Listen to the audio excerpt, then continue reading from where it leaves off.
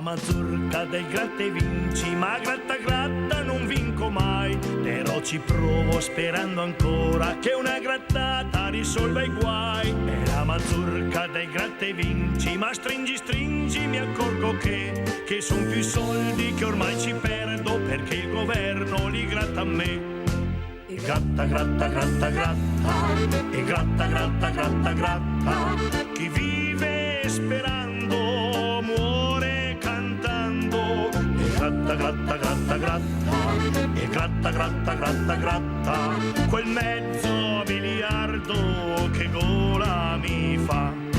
E gratta, gratta, gratta, gratta, e gratta, gratta, gratta, gratta, per fare il gran colpo ci vuole un bel fondo. E gratta, gratta, gratta, gratta, e gratta, gratta, gratta, gratta, quel re di denari sognare mi fa.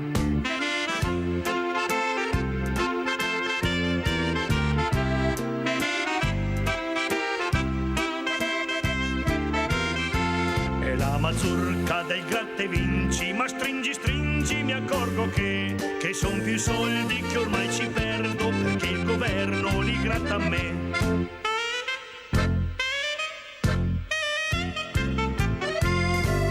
Ma stamattina seduto in quel bar faccio la mia grattatina ed eccolo qua. Quanto mi piaci, mezzo miliardo, son pazzo di te. Ma la sveglietta suona alle 6, era solamente un sogno e niente più.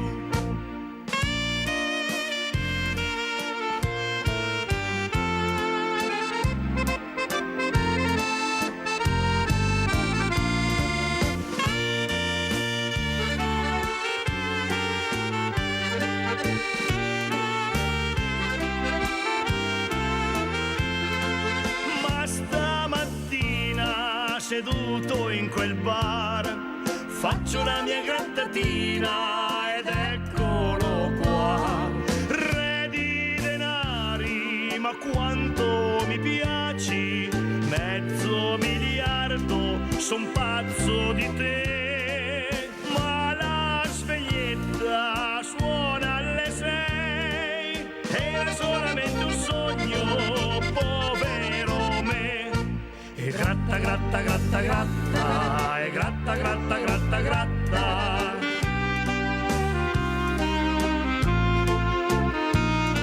E gratta, gratta, gratta, gratta, e gratta, gratta, gratta, gratta, quel re di denari sognare mi fa, quel re di denari morire mi fa. Dove non è agibile. Buongiorno, buongiorno, avete sentito il nostro Gianni Dego, importantissimo, perché veramente dobbiamo anche sorridere un pochino, abbiamo voglia, oggi è una giornata bellissima, un sole splendido, però i ricordi sono i ricordi, noi dobbiamo assolutamente ricordare questo 7 aprile perché si parla sempre di morti. Allora io penso che morti in guerra, morti sul lavoro, morti sulle strade, morti di femminicidi sono sempre morti, per le famiglie sono morti comunque sono morti, non torneranno più. E questi ricordi veramente sono dovuti, sono ricordi che devono veramente toccare tutti noi e cercare veramente di fare qualcosa per migliorare questa società. Anche noi, anche andando a votare, anche facendo sentire la nostra voce, questo è importante. Ne parleremo questa mattina con Davide Acampora, consigliere comunale Fratelli d'Italia a Treviso. Grazie Acampora di essere qui. Mentre abbiamo collegata anche Stefania Tosato, consulente di bellezza. Buongiorno. Scusate, ma mi è venuto il raffreddore. E tecnica tricologa. Allora, io partirei proprio da Stefania Tosato, prima perché donna, prima perché lei ci ha messo veramente tanto del suo per migliorare la qualità della vita delle donne, soprattutto queste donne che stanno combattendo delle malattie terribili, vero Stefania? Eppure la speranza, tu e tutta la squadra che hai creato siete riuscite a dargliela, siete riusciti a far sì che questa donna, quando esce dall'ospedale, abbia dei punti di riferimento, perciò secondo me è fondamentale. Allora, cosa ci racconti Stefania e com'è la situazione? Prego. Certo Mirella, buongiorno intanto a tutti, ciao Mirella, è sempre un piacere vederti. E allora niente, noi continuiamo con le nostre iniziative. Come dico sempre, la bellezza aiuta queste donne che devono affrontare questi percorsi molto difficili di guarigione, perché per fortuna Mirella quasi tutte le donne, insomma, dai, le vedo guarire, quindi diamo buone speranze alle donne. Che bello queste cose che stai dicendo Stefania, ti ringrazio per queste parole, perché chissà a casa, siccome questa trasmissione è veramente vista tantissimo, pensate che messaggi di speranza sta dando Stefania Tosato. Però Stefania, per chi non ti conosce, spieghiamo cosa hai fatto e perché sei qui questa mattina e perché dici queste cose positive in un mare di lacrime che siamo tutti noi purtroppo. Vai Stefania. Allora, un po' di anni fa, grazie all'aiuto del gruppo Beneficiamo Bellezza, un gruppo meraviglioso creato da... Vediamo se riparte. Si è bloccato. Vai Stefania, si era bloccato. Ok, un medico chirurgo di Campo San Piero. E abbiamo creato questo meraviglioso gruppo Beneficiamo Bellezza, che c'è all'interno anche la LILT con il nostro presidente e alcuni miei colleghi parrucchieri. Grazie a una raccolta fondi che abbiamo raccolto una buona cifra per acquistare questi caschetti refrigeranti utilizzati adesso a Oderzo e a Vittorio Veneto, per fare in modo che chi ha il tumore al seno e fa la chemioterapia non perda completamente i capelli. Termino io intanto che riprende l'audio Stefania. Vediamo se riprende. Eccola qua. Vai Stefania. Ecco. E questo aiuta le persone le donne che hanno il problema al seno, di non vedersi ammalate tutti i giorni. Tenendo i capelli aiutiamo proprio la ripresa anche proprio emotiva, e sappiamo bene che queste malattie, quando una persona è su di morale, riesce ad affrontarle molto meglio e quindi guarire, insomma, grazie alle cure ovviamente mediche e poi alla forza che trovano all'interno di loro, insomma. Allora, oltre appunto a questi caschetti refrigeranti, c'è la ricostruzione del seno, c'è la ricostruzione del capezzolo, i tatuaggi. Pensate quante cose importanti per questa donna che adesso finalmente riesce a guardarsi allo specchio, non vedere più queste cicatrici terribili oppure questa testa completamente calva. Pensate se si investe sulla ricerca, sulla scienza e la tecnologia, cosa riusciremo ad avere. Allora, a Campora, come commenta questo bellissimo inizio con Stefania Tosato, che ha fatto dell'ottimismo, penso, l'apertura di questa mattinata? Prego. Beh, intanto veramente, insomma, è un raggio di sole, come dicevi te, in questa valle di lacrime, perché naturalmente notizie positive di questo senso fanno sempre piacere. Davvero complimenti per quello che fate, signora Tosato, e naturalmente io, diciamo, nel mio piccolo ho diverse amiche che purtroppo sono passate attraverso la chemioterapia, tra l'altro una in particolare, la dottoressa Ombretta Frezza, che è mia carissima amica e che saluto. In questo momento ha appena finito il ciclo di chemio e salutiamola tutti allora. Sì, ciao Ombretta. Sono andato a trovarla qualche giorno fa e si sta riprendendo. Queste iniziative di questo caschetto qui possono ridare dignità alle donne sicuramente, sia dal punto di vista appunto di guardarsi allo specchio e affrontare il corso della malattia in maniera più positiva e anche psicologicamente, perché poi c'è anche una forza interiore che se si è positivi poi si può guarire anche meglio, no? Mi può confermare se dico, perché appunto anche il fatto appunto di affrontarla in maniera così slanciata si innesca un meccanismo proprio all'interno, diciamo, della mente che è un circolo virtuoso, quindi davvero complimenti e insomma le istituzioni devono appoggiarvi. Io nel mio piccolo come consigliere comunale, ma soprattutto anche come mi faccio portavoce anche di più potenti che possono magari dare anche dei finanziamenti, poter sostenere queste cose qui, assolutamente sono da portare avanti. Grazie ancora davvero. Allora, a Campora, quello che rammarica però, e lo dico io Stefania, non ti preoccupare, è che la politica, indipendentemente dalla politica governativa, quella veramente dove c'è la stanza dei bottoni che ha dei numeri importanti, ma sia anche a livello locale e amministrativo, il sociale, se non fai parte di certi giri magici, è poco sostenuto.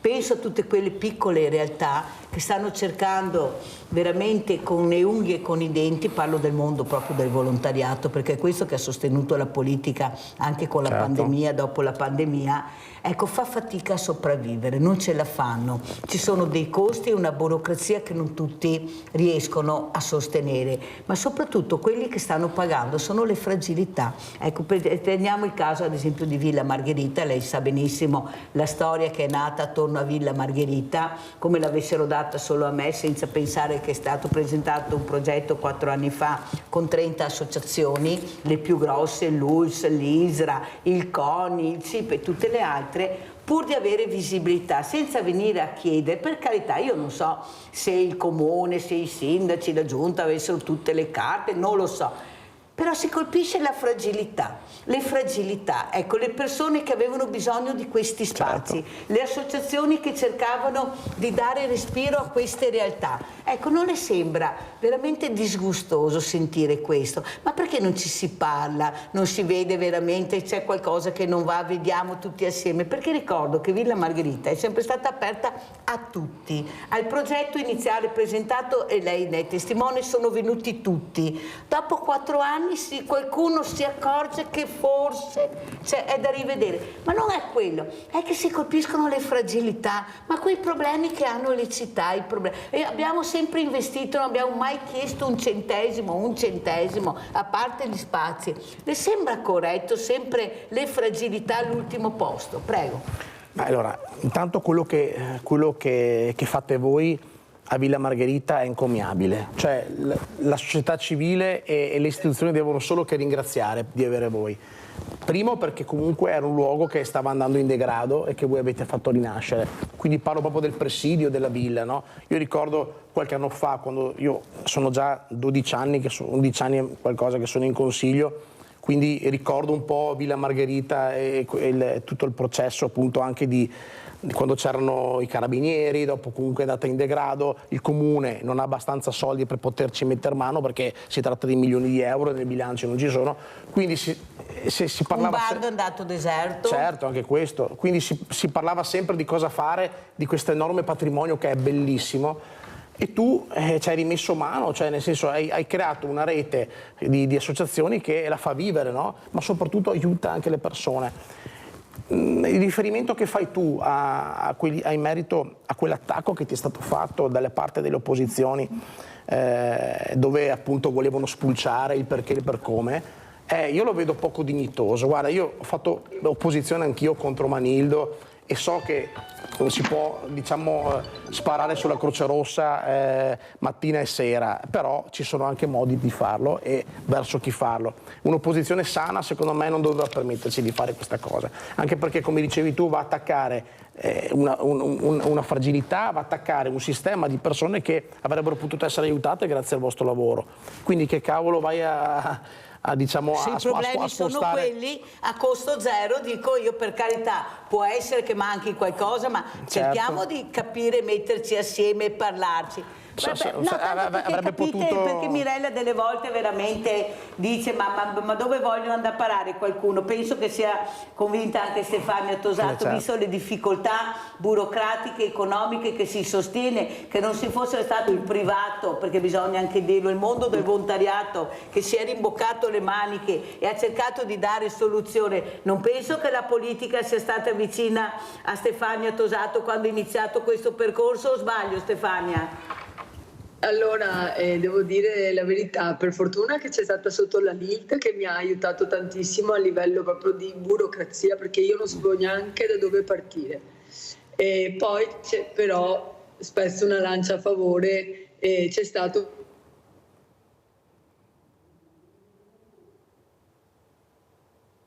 Niente, c'è la voce che va, aspetta Stefania perché c'è Rinaldo, perché era andata via la voce, se non perdo la linea. Vai Rinaldo da Venezia. Ciao Mirella e buongiorno ai tuoi ospiti. Ciao.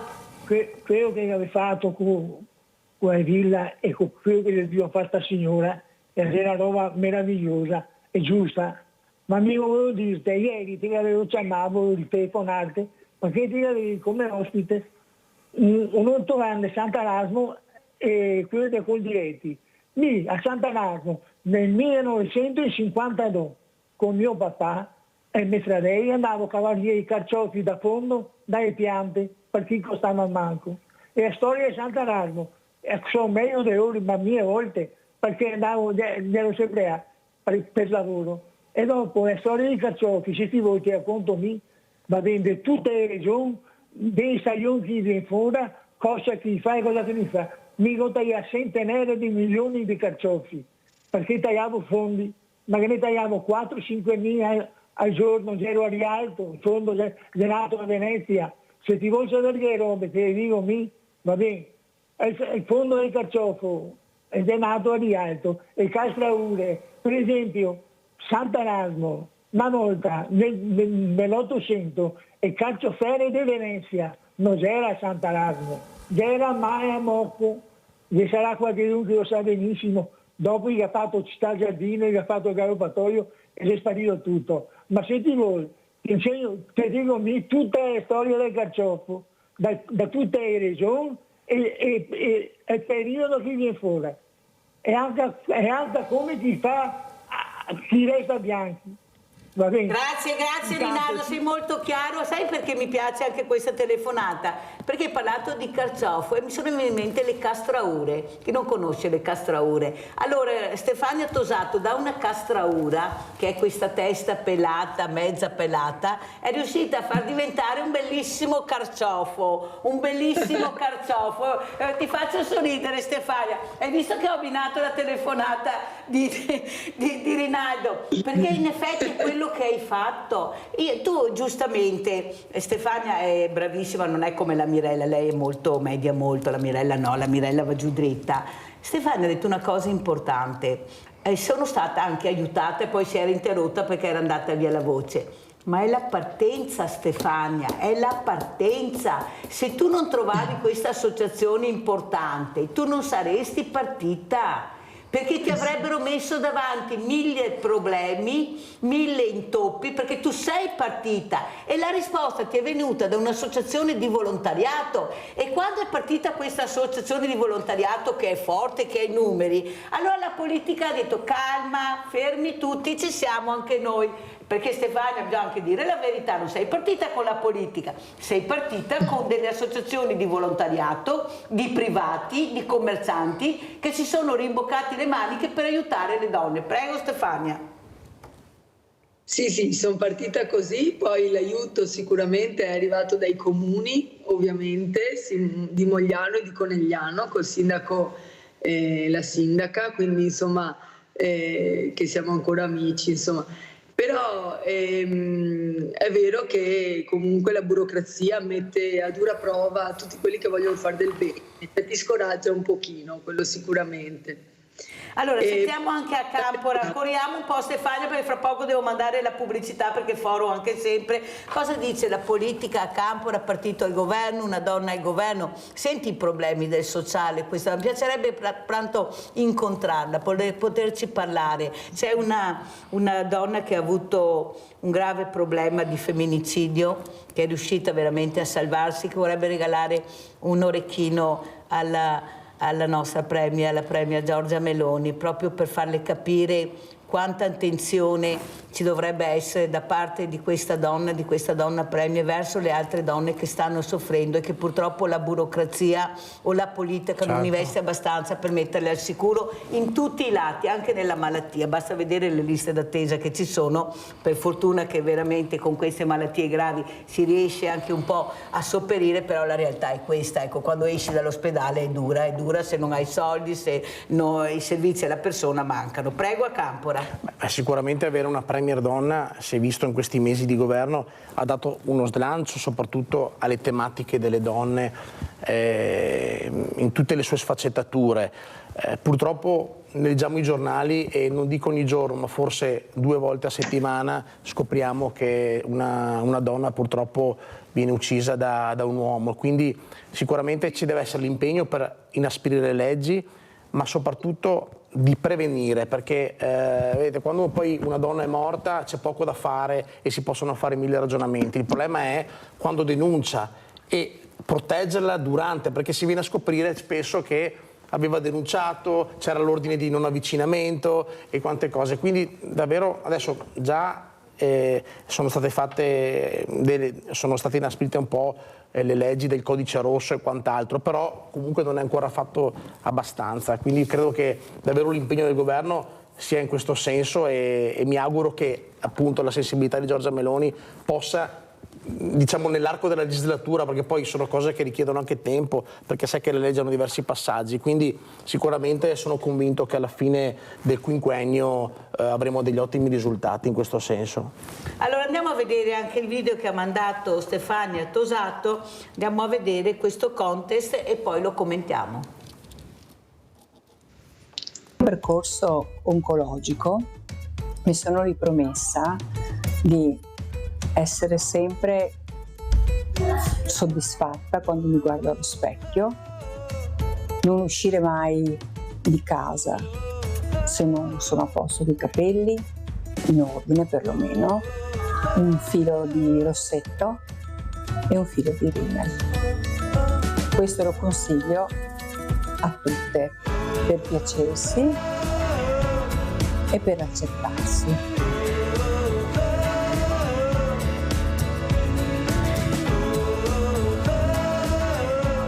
A trattamento finito mi vedo bene, mi sento bella, ho scurito i capelli di diversi toni dal mio precedente e adesso proverò questo nuovo colore a mantenerlo, insomma, il tempo.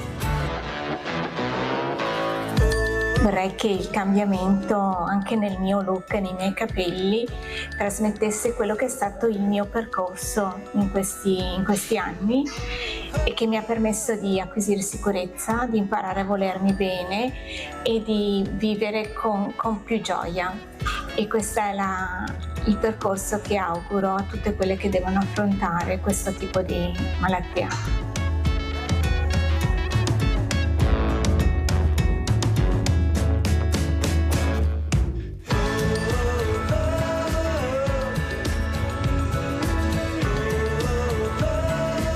Sono molto contenta di questo cambiamento, credo che il colore, il taglio, i capelli un pochino così più sbarazzini rispecchino un pochino come mi sento io adesso, quindi mi sento bella e sono proprio contenta. Ho iniziato questo percorso sempre con positività, mai pensando a cose brutte, però è ovvio che ti abbatte perché ti vedi diversa e questa cosa qua ti fa stare un po' a disagio.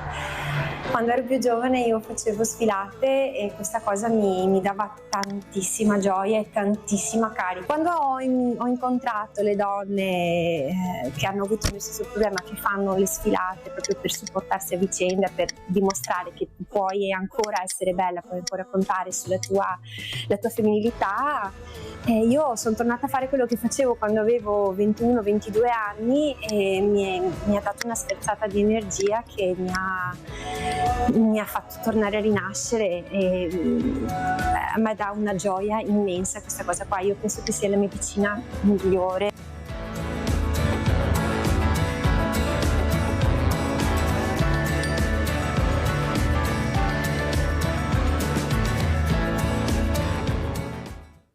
Allora Stefania, commentiamo questo bel video che fai vedere, questo splendore di donna che veramente si guarda allo specchio, questi capelli, il lavoro veramente impegnativo, perché oltre a fare questo voi diventate un po' psicologhe, siete l'ascolto di queste donne che si confidano più con voi magari che con un familiare perché si sentono più libere. Prego Stefania. Beh, certo, sì.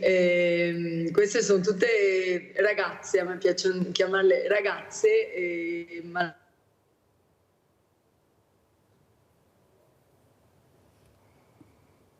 purtroppo c'è una connessione che va e viene, Stefania. Vai. Quindi sono tutte ragazze che sono malate oncologiche e che grazie a un'altra associazione facciamo...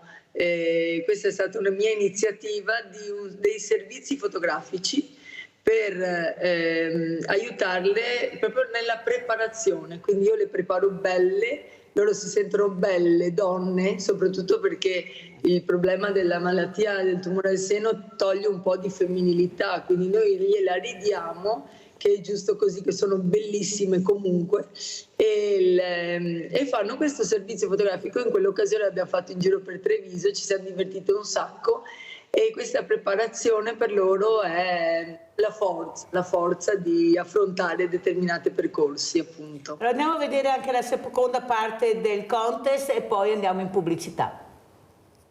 Fare questi cambiamenti, piccoli o grandi, a seconda di quello che si sente una persona, anche questo vuol dire volersi bene. Fai qualcosa per te stessa ed è vitale, per quanto mi riguarda è di vitale importanza mettere sempre al primo posto se stessi, e per noi donne in questo caso quando fai qualcosa per il tuo lato estetico riesci ad avere anche più fiducia in te stessa con un piccolo rinnovamento, con un piccolo cambiamento, e questo fa molto bene a quello che donne come me hanno passato e torni un po' a rinascere in pratica.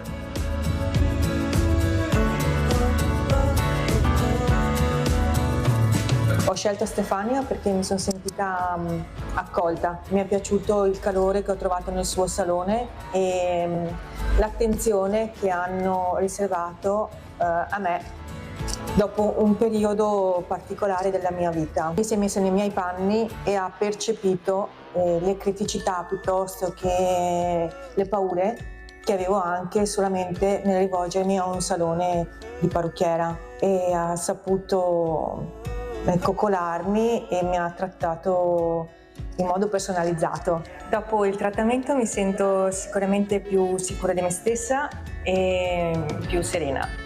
Direi che acquisto anche un po' di autostima e di fiducia.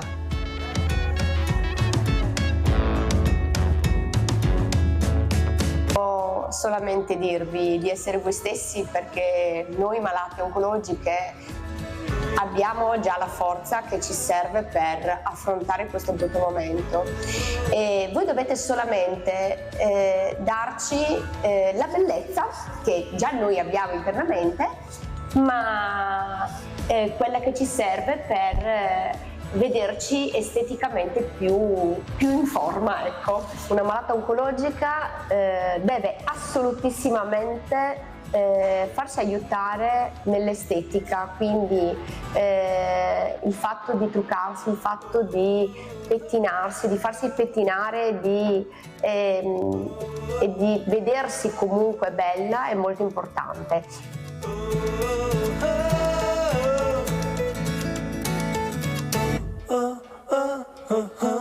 È stata proprio una bella avventura il fatto di vedere queste persone sorridere e sentirsi veramente belle, grazie a me, grazie al mio studio, grazie a Micromia. È una cosa indescrivibile vedere le persone proprio che gioiscono dopo un look perfetto per loro. Consiglio a tutti i miei colleghi di informarsi, di accompagnare queste persone per un piacevole cammino, anche se è difficile, duro, ma accompagnato sempre dalla bellezza.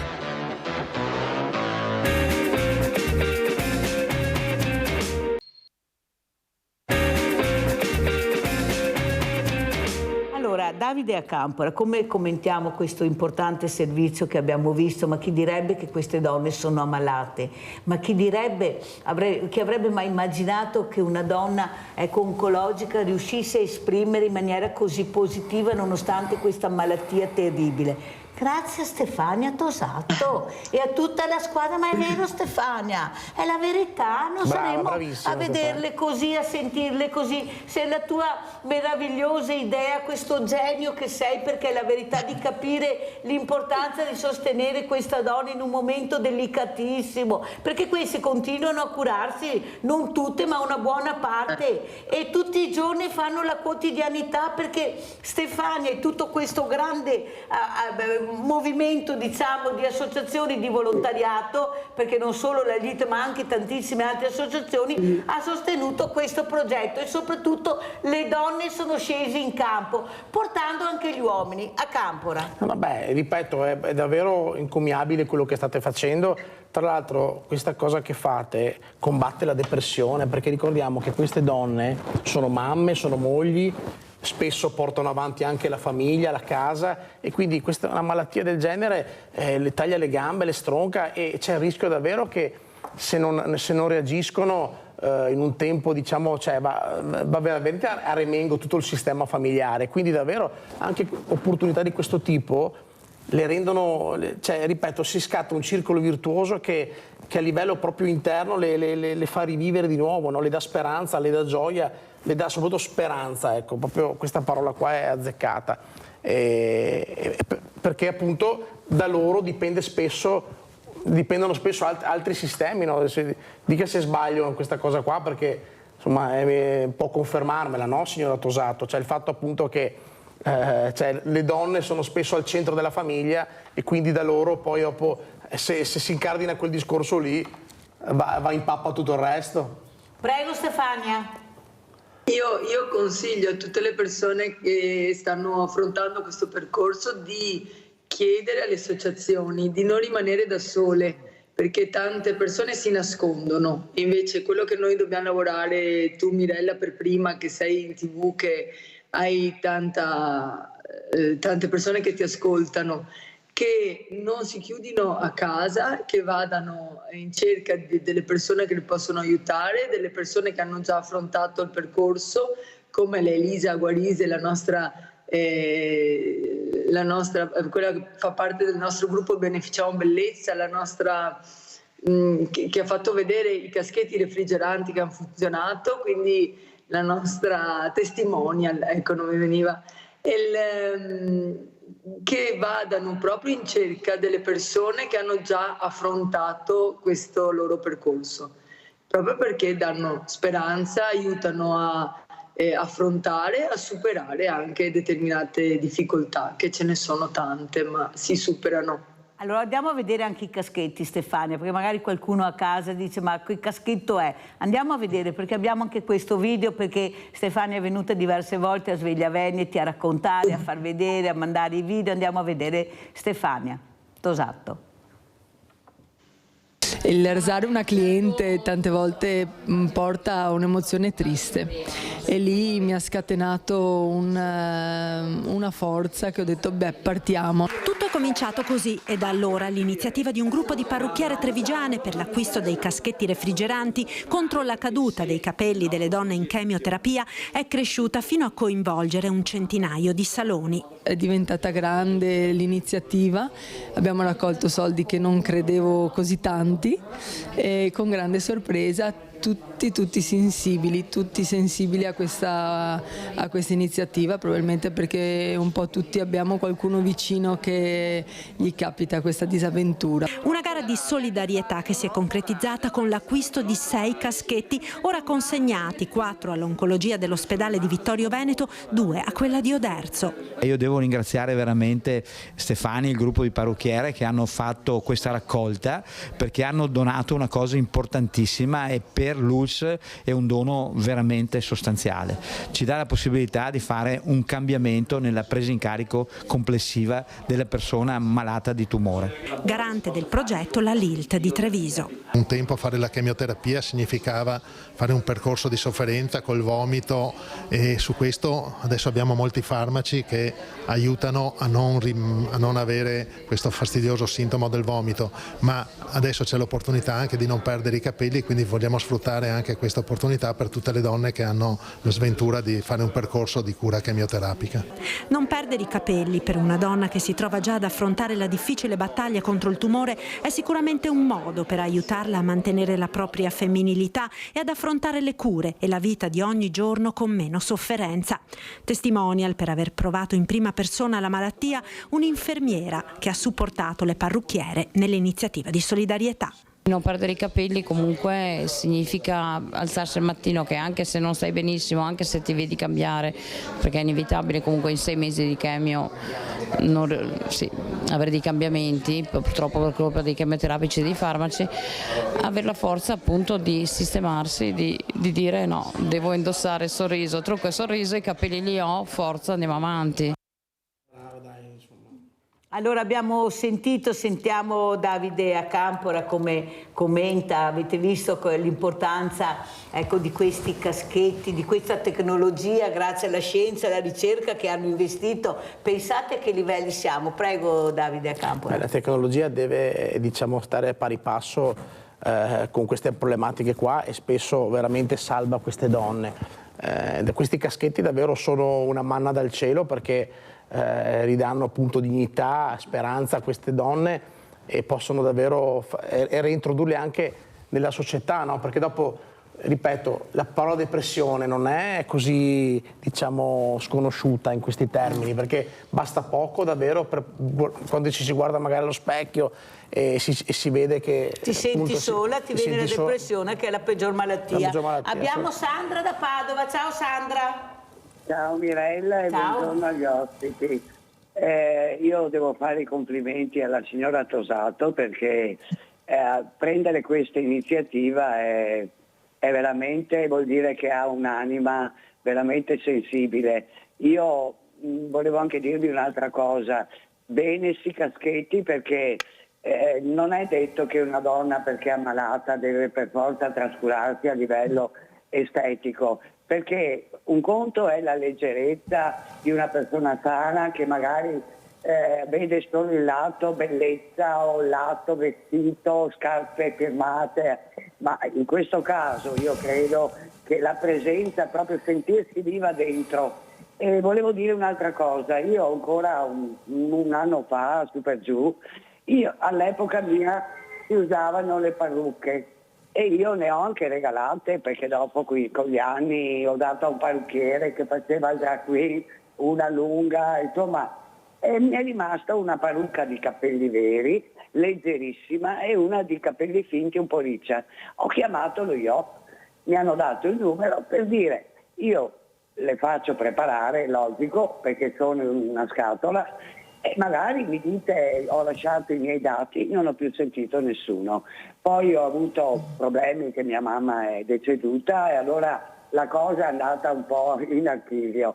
Io sarei anche disposta a regalarle perché ci sono persone che veramente non hanno la possibilità dei bei taschetti di comperarsele, perché mica tutte costano. Allora io le farò preparare, magari mi metterò d'accordo con la Mirella, le spedirò a Rete Veneta e dopo lei provvederà insomma il tempo di fare questa cosa. Le do veramente col cuore, perché sono là. Cioè, io spero di non avere mai bisogno, anche perché la mia età è molto avanzata, però con questo al limite mi metto un fazzoletto, un cappello, non è quello il punto. Cara Sandra, grazie Sandra, facciamo più semplice. Un abbraccio. Sandra, ti devo interrompere perché non ce la fa a rispondere, però io farei una cosa più semplice. Se Stefania permette, darò il numero di Stefania a Sandra, oppure Sandra, ecco, vi mettete in contatto, così semplifichiamo la cosa e vi conoscete, perché penso che Sandra con questa telefonata proprio ha fatto capire l'importanza del gesto. Certo. È vero che non tutti possono acquistarla, hai detto bene Sandra, e ti ringrazio per questo atto generoso che è molto importante, perché poi la parrucca di capelli veri costa tantissimo, questa è la verità. Ecco, perciò vedo che anche vedevo che Stefania Tosato annuiva. Prego Stefania, cosa vuoi dire? Poi se mi permetti allora faccio il scambio dei numeri. Sì, assolutamente, fai pure scambio di numeri e praticamente niente, è importante sicuramente anche il discorso parrucca, sicuramente non tutti riescono a prenderle, quindi comunque è importante anche il discorso che ho fatto anche dei tagli per donare i capelli, ma lì è un po' più difficoltoso perché bisogna mandarli a Roma, è un po' più difficoltoso. Eccola qua la burocrazia a Campora, anche sul male c'è la burocrazia, come sta spiegando. Qua dovete semplificare perché veramente fate del bene alla comunità intera. Prego a Campora. Sì, è sempre quel discorso, cioè la burocrazia deve comunque agevolare, non deve, soprattutto quando si tratta appunto di fare del bene per la persona e per le comunità, quindi davvero sì. L'appello che fate nei confronti dei potenti, tra virgolette, è assolutamente quello, cioè, non ci deve, cioè, se uno dona dei capelli nel giro di qualche giorno devono trasformarsi in parrucca, cioè non si può andare avanti tanto, certo, perché le necessità sono, quindi deve avere una risposta immediata. Sono proposte che assolutamente sono da portare sul tavolo. Allora adesso facciamo un altro ricordo, come abbiamo visto all'inizio, vediamo anche la locandina del 7 aprile, perché Davide a Campora ci teneva tantissimo a queste nuove vittime del bombardamento, che lui è riuscito a capire l'importanza di avere anche questi nomi nelle lapidi che non c'erano. Allora andiamo a vedere questo servizio, nuove vittime bombardamento, ne ricordo sempre.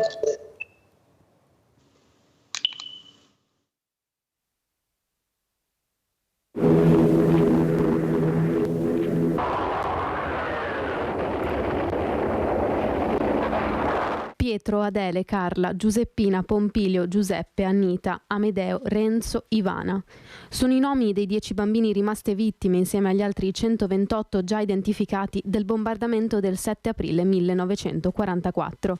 Piccoli deceduti a causa delle ferite riportate in seguito all'attacco su Treviso e rimasti nell'oblio fino a pochi giorni fa. L'anno scorso abbiamo pensato, abbiamo detto, ma magari proviamo a vedere se ci sono altri bambini, perché so che c'è qualcosa in più. Il prossimo anno, credo, aggiungeremo un altro pezzetto di lapide per ricordare anche questi 10 che nessuno li conosceva. Le porte della piccola chiesa della Madonnetta, che una volta aperte, svelano i nomi e alcuni dei volti dei 128 bambini tra gli 0 e i 12 anni deceduti nel bombardamento.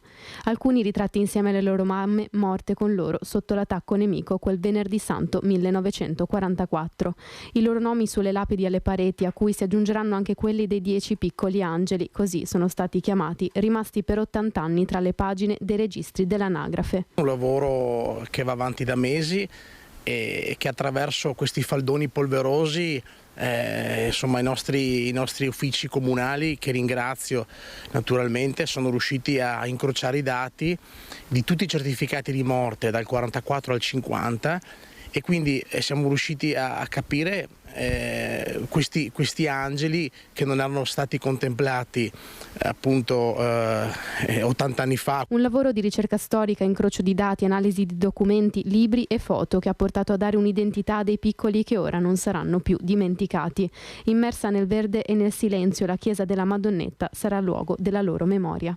Se già è tragico quello che possiamo evidenziare guardando quelle lapidi che ne contengono 123, altri 10 sono altre sofferenze morali, fisiche, e il pensiero ai genitori, ai parenti che li hanno perduti in quel frangente ritorna sempre con affetto e simpatia.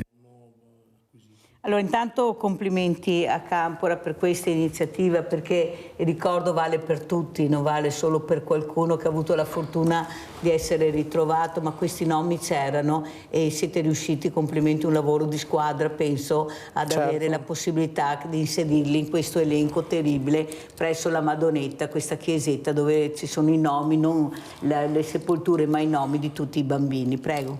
Beh, intanto all'interno, voglio dire questo, all'interno della tragicità dell'evento che ha scosso la nostra comunità 80 anni fa, io trovo anche del positivo, cioè il fatto di aver ridato alla storia i nomi di questi bambini che hanno avuto una doppia sfortuna, quella di morire e quella anche di non essere ricordati. Quindi veramente io mi sono commosso, e lo dico anche senza vergogna, ho pianto quando ho letto l'articolo del Gazzettino, appunto, che il buon Paolo Calia ha fatto l'altra mattina, e ha scritto delle parole davvero su questi bambini che hanno toccato il cuore.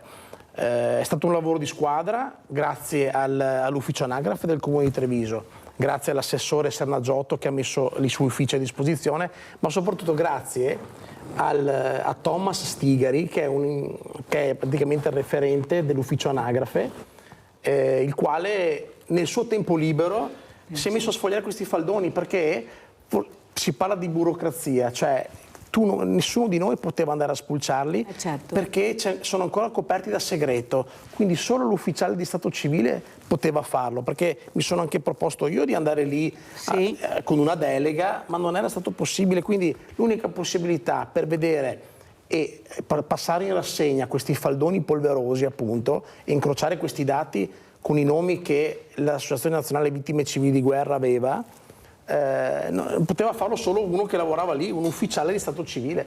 E quindi Thomas, praticamente da quasi 7-8 mesi, non durante l'ora di lavoro ma a tempo libero, e noi eravamo in contatto quotidianamente, mi diceva ne ho trovato uno, ne ho trovati due, questo si è morto a Silea, questo non era residente, e siamo riusciti a ricostruire questi 10 bambini ridando dignità. Ringrazio Antonello Aurelia, che è uno, diciamo, ha dato lo sprono a questa cosa qui, lui è un esperto proprio di storia del bombardamento di Treviso.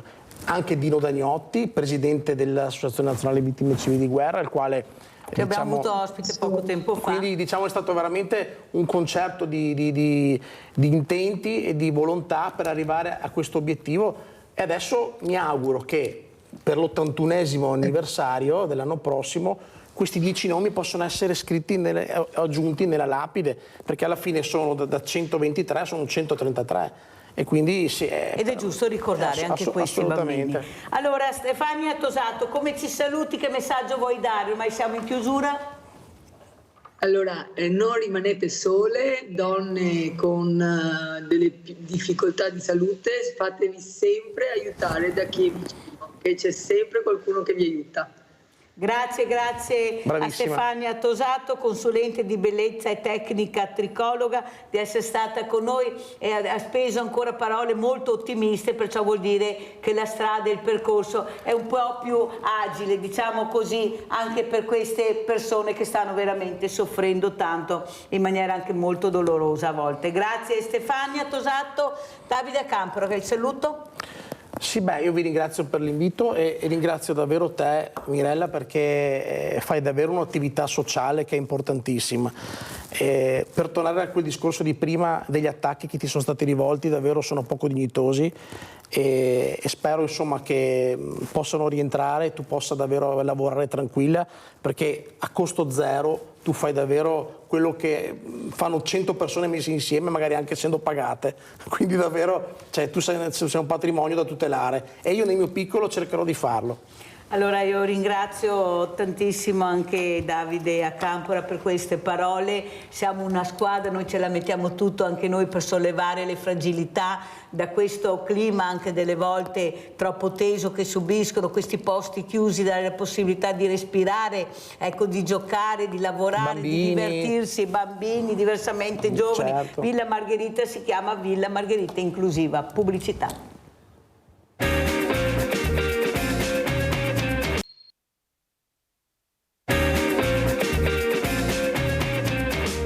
Presento altri due graditissimi ospiti. Abbiamo in presenza il dottor Nicola Micheletto, direttore infanzia, adolescenza, famiglia e consultori ULSS 2 della Marca Trevigiana, perciò pensate stamattina di cosa parleremo, e abbiamo collegata anche la professoressa Rosanna Scaglia, docente di materie letterarie e latino. E continuo, anche ieri avevo, buongiorno professoressa, avevo un docente, un già docente del liceo del Pio X, proprio avevo parlato di questa lingua meravigliosa, il latino, anche l'italiano, abbiamo parlato anche del dialetto, abbiamo parlato un po' di tutti, ma volevo continuare perché a casa hanno molto gradito proprio le spiegazioni della lingua, che è importantissima perché la lingua è fondamentale. Allora però inizierei subito da Nicola Micheletto. Dottor Micheletto, cosa sta succedendo? Lei tocca con mano, pensate, stiamo parlando di infanzia, adolescenza, famiglie, consultori, questa problematica che è la sicurezza delle persone. Le persone non si sentono più sicure,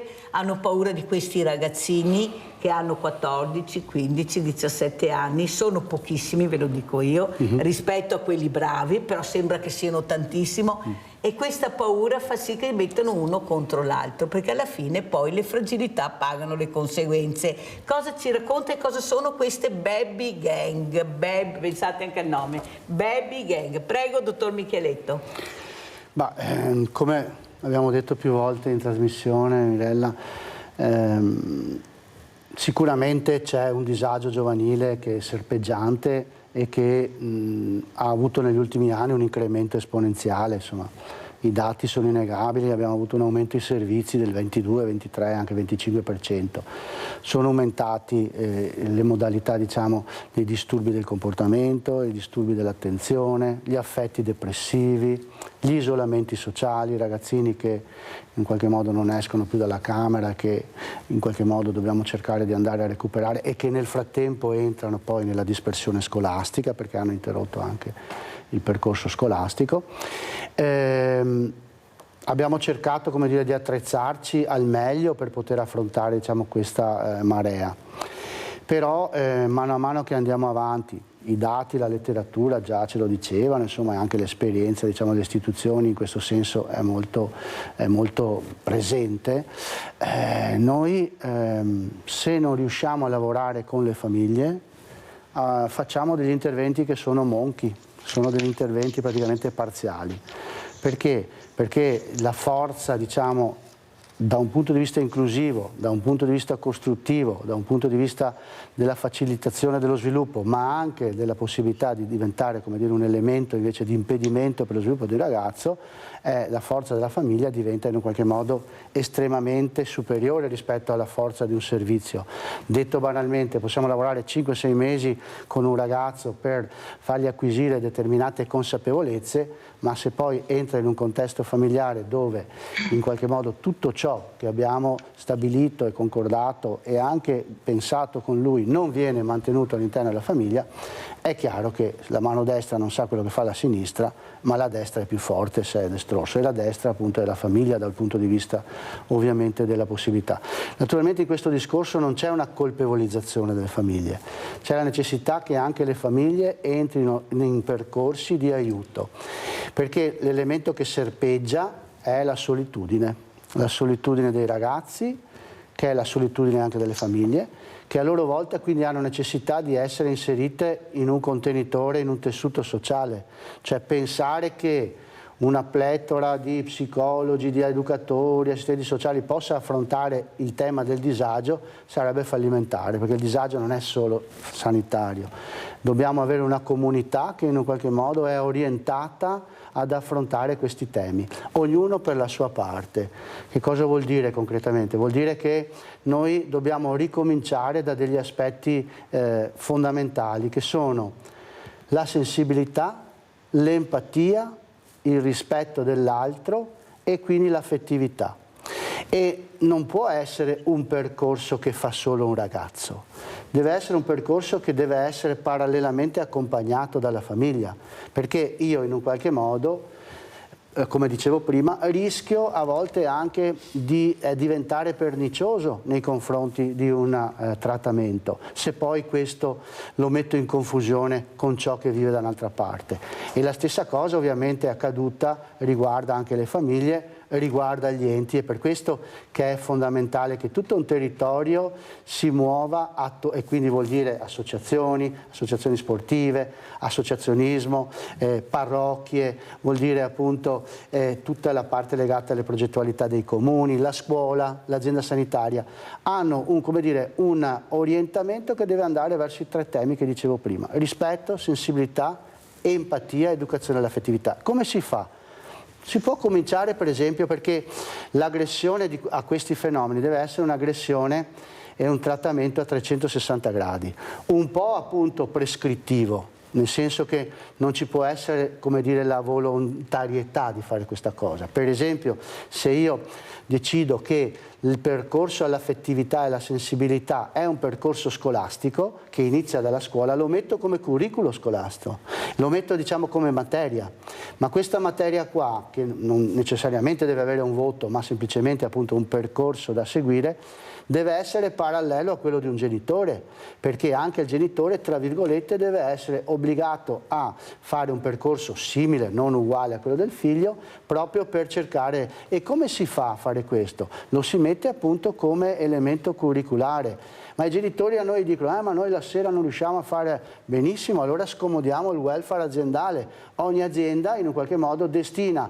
1 ora, 2 ore al mese per quei genitori che devono andare a fare quella roba lì. Cioè, voglio dire, ci sono delle modalità per non diventare, come dire, direttivi in senso stretto, ma sicuramente autorevoli sì, perché uno dei bisogni che abbiamo è di recuperare autorevolezza, ma come istituzioni, come genitori, come famiglie, perché i ragazzi tutto sommato ne hanno bisogno.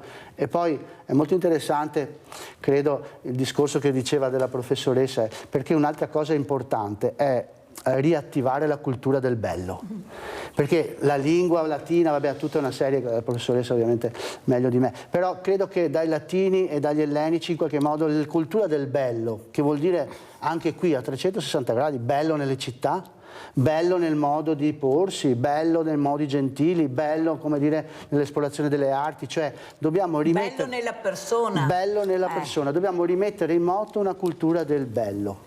Sentiamo allora come commenta la professoressa Rosanna Scalia, docente di materie letterarie e latino, soprattutto la cultura del bello. Ecco, parlare di latino, ma io ho avuto il professore anche del greco, queste lingue bellissime, dimenticate, questi ragazzi che forse se studiassero di più anche la lingua forse si esprimerebbero in maniera diversa, perché io li sento delle volte, li guardo e dico ma scusa, cosa hai detto? Ma cosa hai detto? Sono delle frasi incredibili e poi pensano di essere furbi e parlano un gergo talmente che loro si sono creati che pensano che tutti non li capiscano. Invece ragazzi, guardate che siamo nati prima di voi e forse riusciamo a capire molto di più. Questa aggressività che viene tirata fuori, professoressa Scalia, in maniera sbagliata, mentre cercare di coinvolgerla nella maniera giusta, tutta questa aggressività proprio grazie alla cultura, grazie anche alla lingua, alla scuola, perché mi sembra che la scuola sia un po' con le spalle al muro, come le forze dell'ordine, come i sindaci, questi pochi ragazzi, scusa dottor Micheletto ma io la vedo così, rispetto a quelli bravi, che abbiamo tantissimi esempi anche all'interno della scuola, sono riusciti a prendere la scena, sono riusciti a fare scacco matto anche con i loro docenti, con i presidi. Prego professoressa Scalia. Sì. Allora, intanto ho ascoltato con attenzione l'intervento del dottor Micheletto, col quale concordo completamente riguardo ad alcune parole che ha adoperato. Il recupero dell'autorevolezza, ha parlato del recupero dell'autorevolezza che si è completamente perduta sia all'interno delle famiglie sia all'interno dell'istituzione scolastica. E poi la cultura del bello e l'importanza di educare i ragazzi alla sensibilità, ha detto, all'empatia, al rispetto, all'affettività. Sono tutti, ecco, l'affettività, penso, la sensibilità e il rispetto dell'altro sono temi che si possono trattare, si possono esplorare proprio attraverso il bello della letteratura. Io insegno letteratura, ma ho sempre gli occhi e lo sguardo aperto anche sull'arte e sulla musica. Ho fatto anche tanti percorsi col Teatro La Fenice, proprio perché penso che con i ragazzi, con questi ragazzi in particolare, si debba partire proprio dalle emozioni, emozionarli, far conoscere loro le emozioni che provano, dare loro anche la possibilità e la capacità di esplorare le emozioni attraverso la letteratura, attraverso le descrizioni che hanno fatto altri autori prima di loro, nei quali poi i ragazzi si riconoscono. I ragazzi rimangono colpiti profondamente dalla passione travolgente di Catullo, si emozionano anche davanti ai versi di Dante, e quindi ecco, io credo che la scuola abbia questo compito: educare i ragazzi partendo dalle emozioni, senza trascurare però l'importanza della lettura, del testo, della letteratura, del bello, dell'arte, di tutto ciò che l'Italia insomma ha prodotto nel corso di tanti secoli. Per cui ecco, condivido assolutamente la cultura del bello può e deve essere esplorata attraverso la letteratura, la lingua, la cultura. Però, dottor Micheletto, io vedo che questi ragazzi, proprio la cultura del bello appartiene a loro, perché loro si muovono in sintonia con l'ambiente. L'ambiente vuol dire anche natura. E cos'è la cosa più bella del mondo? La natura, questa natura che si rigenera se tu la lasci tranquilla. Non è che forse dobbiamo lasciare un po' più tranquilli questi ragazzi, cercando che loro stessi si rigenerino? Perché finché noi li critichiamo e diamo loro con questa nuova tecnologia tutte le possibilità di isolarsi sempre di più, abbiamo messo, proprio perché non ci sono le leggi adeguate che tutelano la scuola. Una scuola aperta non può essere diventata una scuola dove chiunque entra diventa aggressivo col docente, ecco, che genitore che difende l'indifendibile, che se la prende col docente perché secondo lui è il docente che sbaglia e non il figlio. Capisce bene che nel momento che questo ragazzo vede che il genitore difende l'indifendibile, che è lui, poi è gioco in mano, è lui che darà le carte a casa ed è lui che darà le carte a scuola, visto da altri colleghi. E questi docenti cosa possono fare se le istituzioni non li aiutano? Come possono difendersi di fronte a dei ragazzini che dopo aver sbagliato 1, 2, 3 volte, come la telefonata, professoressa Scalia, che ho ricevuto da questo genitore che ha detto: mio figlio ha fatto un reato ed è a casa sul divano con le gambe per aria, ma che punizione è mai questa? Mandatemelo a scuola. Così ha telefonato, dottoressa Scalia, questo genitore, perché questo a mio avviso è un bravo genitore. Ma come dice? Mio figlio ha sbagliato e me lo ritrovo a casa che non fa niente. Eppure la legge non prevede questo, dottor Micheletto, non prevede che questo ragazzo sia a casa sul divano. E allora cosa deve fare la scuola per difendersi? Cosa devono fare le famiglie, se ci sono, che non si sentono protette, e capire che questo ragazzo invece ha bisogno di studiare, ha bisogno di cultura, che la cultura è bella, arte è bello, loro vogliono anche questo, però bisogna appassionarli. Sì. Prego. Parto da ieri sera, eravamo a Ponte di Piave per una situazione un po' simile così, alcuni dati che arrivano dalle neuropediatrie, no? le mamme in un qualche modo che allattano, l'allattamento non è una funzione solo del dar da mangiare. Allora, nelle modalità che si vede già a livello, diciamo, del neonato, alcuni gesti riflessivi, per cui noi eravamo, come dire, tra virgolette, nati per l'apprensione, no?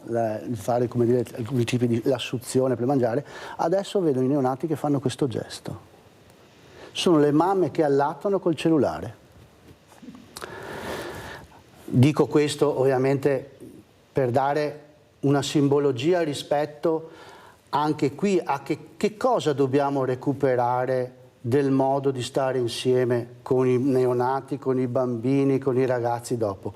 Sicuramente non un'attenzione che è una finta attenzione, una curiosità che è una finta curiosità, cioè uno stare assieme che in un qualche modo è apparente, è solo funzionale, in questo caso a dar da mangiare. Allora io credo che da questo punto di vista una forte riflessione vada fatta rispetto a che cosa in un qualche modo ottempera l'uso dei social media, dei cellulari, eccetera. Stiamo creando una generazione che, per esempio, non so, mi smentisca professoressa, non scrive più. Scrivere è una roba fondamentale perché tu in un qualche modo eserciti su carta e quindi per scrivere devo pensare e devo mettere su scrittura quello che ho pensato. E stare attento, concentrarmi. Stare attento con me stesso, prendermi del tempo, rivedermi, guardarmi. Ho detto ma che ho scritto quella roba lì, mentre se io sono così vado via veloce, vado via su tutto, ma vado via veloce sulla vita. Cioè allora a quel punto là capite che anche un tempo in qualche modo avevamo, sicuramente se riesploriamo la nostra adolescenza, quanti momenti di noia abbiamo avuto? Ma dalla noia crescevano tutta una serie di situazioni, di pensieri, di intendimenti, momento per stare con se stessi. Fermo dottore perché abbiamo una telefonata, se no cade la linea. Vai Leone. Ciao Milena, grazie e saluti i tuoi ospiti. Allora, supponiamo che fossero gli asili nido per tutti. Supponiamo che ci fosse una scuola che i ragazzi hanno piacere di andare a scuola e fosse di orario continuato, che non siano abbandonati a loro stessi nel pomeriggio. Supponiamo che ci si insegnasse l'educazione civica a scuola, avremo questo problema con i giovani? Il problema è che in questo paese non si spendono abbastanza soldi per famiglie. Questo è il problema, però i soldi per avere il Palazzo del Quirinale, che ci costa 4 volte quello che costa Buckingham Palace, ci sono. Per avere gli ambasciatori che sono stipendiati più del doppio di quelli tedeschi, ci sono. Per avere i nostri ufficiali dell'esercito che sono pagati più di quelli statunitensi e vanno in pensione molto prima, per quelli ci sono. Questo è il problema di questo paese, tu uno sperpero di soldi e per le cose importanti i soldi non ci sono. Ciao Milena, grazie. Grazie Leone, prego professoressa Scalia, commentiamo sia le parole del dottor Micheletto che la telefonata di Leone. Prego professoressa. Sì, mi ha colpito molto la notizia delle mamme che allattano guardando il cellulare, scorrendo sul cellulare, mi ha veramente molto colpito. Ecco, ritengo che sicuramente la scrittura sia un'abilità fondamentale, oggi poco praticata nella scuola per 2 motivi, principalmente nella scuola superiore penso. Innanzitutto perché il sovraffollamento delle classi, abbiamo classi molto numerose, magari classi di 30 alunni, determinano anche un lavoro enorme nella correzione dei testi, per cui si danno testi da scrivere, si scrive, sì, ma non c'è la stessa, diciamo, la stessa continuità che c'era tanti anni fa, quando magari anche la tipologia della scrittura era più libera.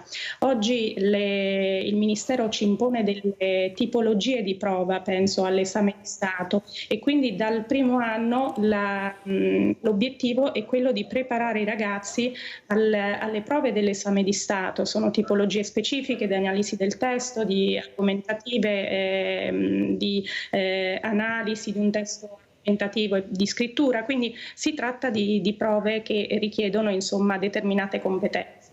E allora la scrittura come atto anche liberatorio, invece è fondamentale, e questa parte viene relegata a momenti, ad alcuni momenti della didattica, quando invece sarebbe assolutamente fondamentale. Io consiglio spesso agli alunni e ai miei alunni che magari mi esternano determinati problemi o difficoltà che stanno affrontando in un determinato periodo, di scrivere, di rielaborare quello che provano, di mettere per iscritto, di liberarsi attraverso la scrittura. E qualcuno effettivamente segue il consiglio e poi mi dà anche dei feedback positivi. Quindi scrivere sicuramente è fondamentale. E l'altro problema certamente è ridurre il numero degli studenti per classe. Quello sarebbe veramente la cosa più importante da fare oggi in Italia, ridurre il numero degli alunni per classe, perché di fronte alle difficoltà che sempre più noi registriamo all'interno delle classi, di fronte alle difficoltà anche delle famiglie, il problema dei ragazzi nasce ed espia di problemi che sono all'interno della famiglia, sono irrisolti all'interno della famiglia, non può essere risolto in classi da 30, 31, 32 alunni. Ha fatto bene a dirlo, però purtroppo mancano tutti, mancano insegnanti, mancano medici, manca di tutto e di più. Purtroppo questo paese, eravamo la quarta potenza mondiale nella sanità, dappertutto eravamo dei fiori all'occhiello, inutile dire va tutto bene, non va niente bene, assolutamente, bisogna anche avere il coraggio di dirlo. Io invito questi graditi ospiti perché fanno capire l'importanza dei numeri. Per fare bene bisogna avere dei numeri, delle persone, non serve solo la tecnologia. Io ho avuto ospite il professor Gerosa, che ringrazio sempre, viene diverse volte, e quando alla mia domanda che mi ha ringraziato ho detto sì, intelligenza artificiale, ma c'è sempre la persona, c'è sempre una persona che gestisce questa intelligenza artificiale. Lui mi ha detto, lei ha letto la mia relazione che ho fatto, perché ho detto quello che ha detto lei, la ringrazio di questa domanda, perché è vero. Allora se non si rendono conto che abbiamo bisogno di persone, ecco, non possiamo solo ragionare con i numeri devono essere anche dati dalle persone e devono essere numeri chiari, numeri che aiutano, non numeri che mettono in confusione. Dottor Micheletto, lei segue tutto questo ambaradà, adolescenza, famiglia, consultori, infanzia, io mi domando come fa con i problemi che ci sono. Abbiamo problemi di veramente di suicidi, di anoressia, di bulimia, di famiglie, ecco, di persone, di genitori separati. Pensi, dottor Micheletto, che un ragazzo che stiamo facendo un percorso assieme mi ha detto, sai Mirella, sono confuso. Perché gli ho detto io sei confuso? Perché mi ritrovo ad avere 2 papà, 2 mamme, 6 fratelli, non so più chi sono, dove andare, chi mi ascolta, chi non mi ascolta. Sono stanco e sono confuso. Ma come faccio a giudicare questo ragazzo? Lo dico anche alla professoressa, che magari se fosse la professoressa avesse più disponibilità anche di persone e anche lei stessa potrebbe aiutare. Chissà, magari questo ragazzo, grazie anche alla letteratura, seguendolo un po' di più, alla musica, alla scultura, non so chi ne ha più ne metta, potrebbe anche trovare la strada giusta, perché se non c'è la famiglia e la scuola è impedita perché non ha i numeri, dove va questo ragazzo? Perché dietro l'angolo ricordiamo che c'è il nemico, c'è la droga, c'è l'alcol, c'è di tutto e di più. La compagnia terribile, che poi terribile vorrei capire cos'è. A me piacciono quelle compagnie prof, mi piacciono da morire, quando le trovo io ci vado dentro. Qualcuno mi dice, ma sei matta, guarda come sono vestiti, guarda come sono pettinati, guarda i tatuaggi. E poi quando vai nel mezzo trovi dei ragazzini e delle ragazzine che veramente ti fanno capire forse che ascoltare non sarebbe male. Dottor Micheletto, lei ce la fa a fare tutto questo? Ma adesso, senza voler fare, come dire, il classico, facciamo del nostro meglio e abbiamo per fortuna anche una azienda sanitaria e dei comuni, una comunità che è molto sensibile. Si può migliorare, sempre si può migliorare, però dobbiamo dire che rispetto ad altre fette del paese credo che siamo, come dire, molto avanti rispetto a questo. È chiaro che, come dicevo prima, però i numeri sono determinanti, ma sono per fortuna, come diceva Mirella, una piccola parte il disagio, solo in piccola parte, si trasforma in antisocialità e quindi anche in situazioni che in un qualche modo poi vanno all'attenzione della cronaca e della giustizia. Però dobbiamo riflettere su almeno un elemento, e cioè sul senso di vuoto e sulla difficoltà che questa generazione ha di assumere una propria identità, perché di fatto in un qualche modo uno degli aspetti che viene fuori dall'analisi anche di questi fenomeni che faccio fatica a descrivere, il baby gang, queste robe qua, ma proprio come dire, io li chiamo disagio e basta, è il fatto appunto che io nella mia difficoltà a capire chi sono, a trovare un posto in questa società, ma soprattutto un posto in famiglia, un posto tra gli amici, eccetera, sono disposto, pur di farmi vedere, a far di tutto.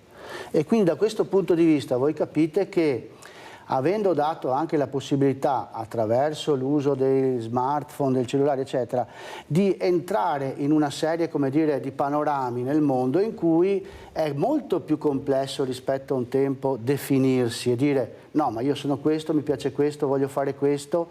I nuovi eroi, no, devono essere gli eroi, mi permetta una battuta, il Kung Fu Panda, cioè il dragone, il guerriero, ovviamente non si può dire ai ragazzi, cioè l'eroe in un qualche modo buono, che sente su di sé le fragilità, ma che poi aiuta gli altri anche.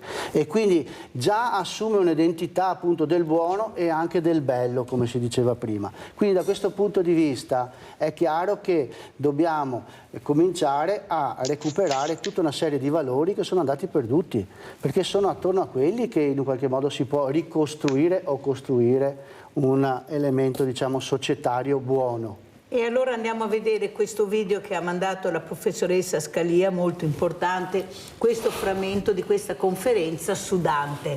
Ecco, forse li intrigheremo anche di più se li portassimo a queste conferenze e lei lo sa come la penso, i soliti noti, certo. Io non li trovo mai, questi ragazzi che forse potrebbero anche appassionarsi a Dante.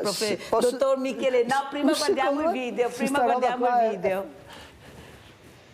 O tosco, che per la città del fuoco vivo ten vai così, parlando onesto, piacciati di restare in questo loco. La tua loquela ti fa manifesto di quella nobil patria natio, alla qual forse fui troppo molesto. Ma ancora, in altri canti, nel canto 33esimo, il conte Ugolino riconosce Dante, riconosce la sua provenienza e riconosce che Dante è fiorentino proprio dalla sua loquela, e infatti gli dice: io non so chi tu sei né per che modo venuto sei qua giù, ma fiorentino mi sembri veramente quando io t'odo.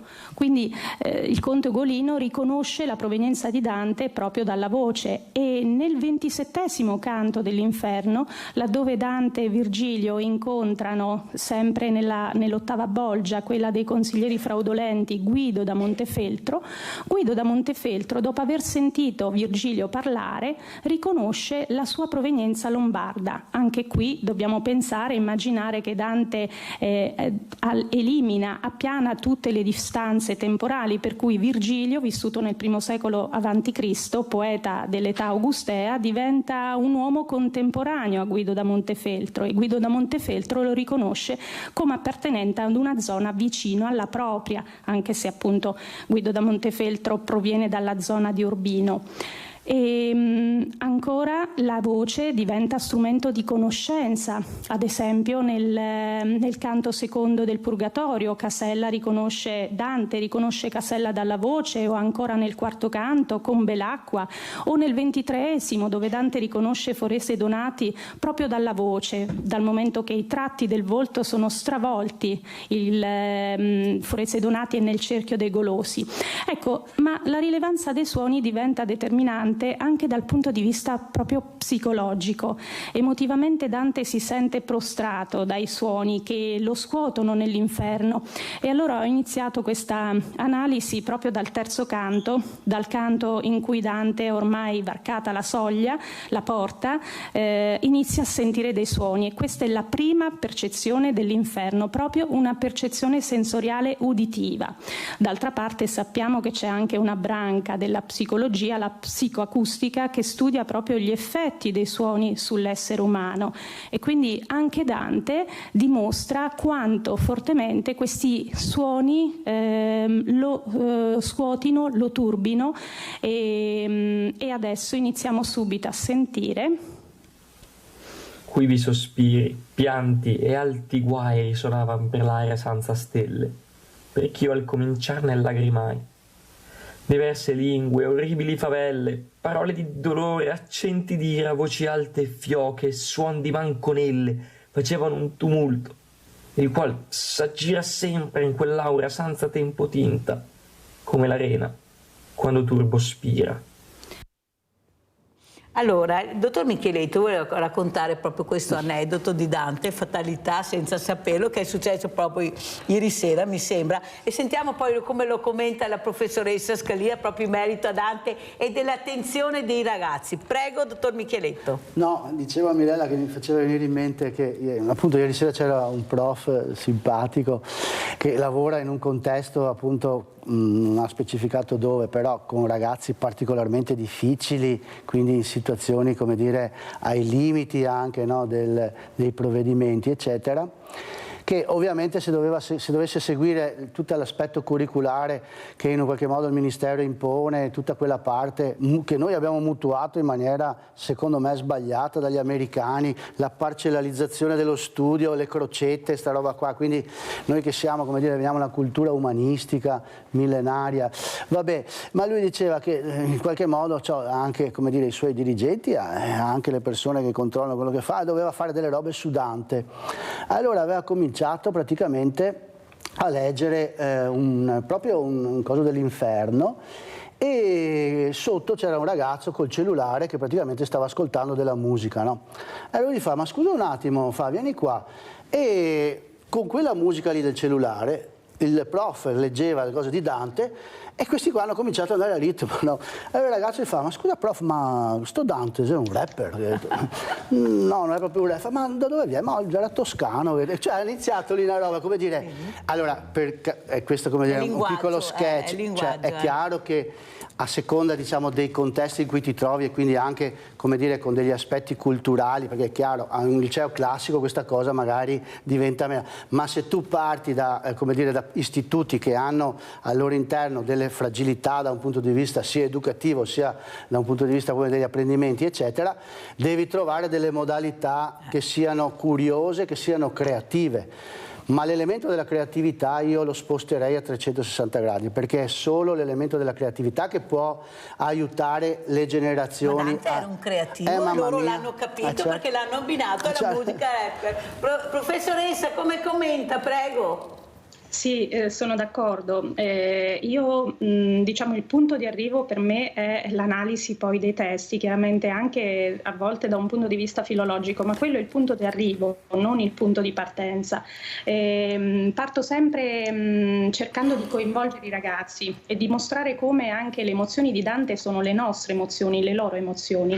Ad esempio coinvolgo i ragazzi con il canto ottavo dell'Inferno, con la canzone di Caparezza, che piace tantissimo ai ragazzi. E quella rivisitazione di Caparezza li coinvolge e li spinge poi a leggere il canto, a studiarlo, ad appassionarsi. Oppure il canto quinto del Purgatorio, Pia dei Tolomei, per me diventa il pretesto per fare poi degli agganci con la musica contemporanea Gianna Nannini o con l'opera lirica. E quindi, diciamo, attraverso questi insomma anche artisti che hanno poi dedicato la loro anche arte a Dante, io cerco di coinvolgere i ragazzi e di trascinarli, insomma, e di appassionarli.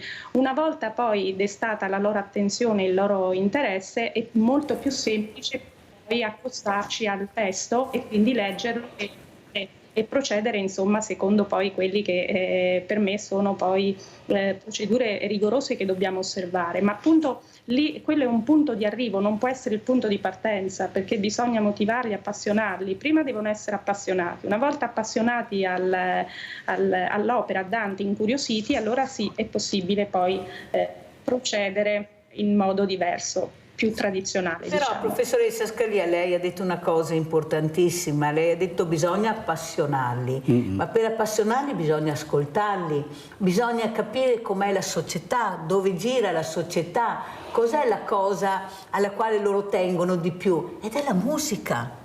Vedete, hanno tutte le cuffiette, sono sempre attaccati al cellulare, la musica, ma la musica è la cosa più bella che ci sia. La musica è nata in Italia, nessuno lo sa, magari o pochi, perché non hanno approfondito, perché non sempre ci sono anche dei docenti che ascoltano, che hanno piacere, perché lo dicono quando io li ho ospiti, professoressa.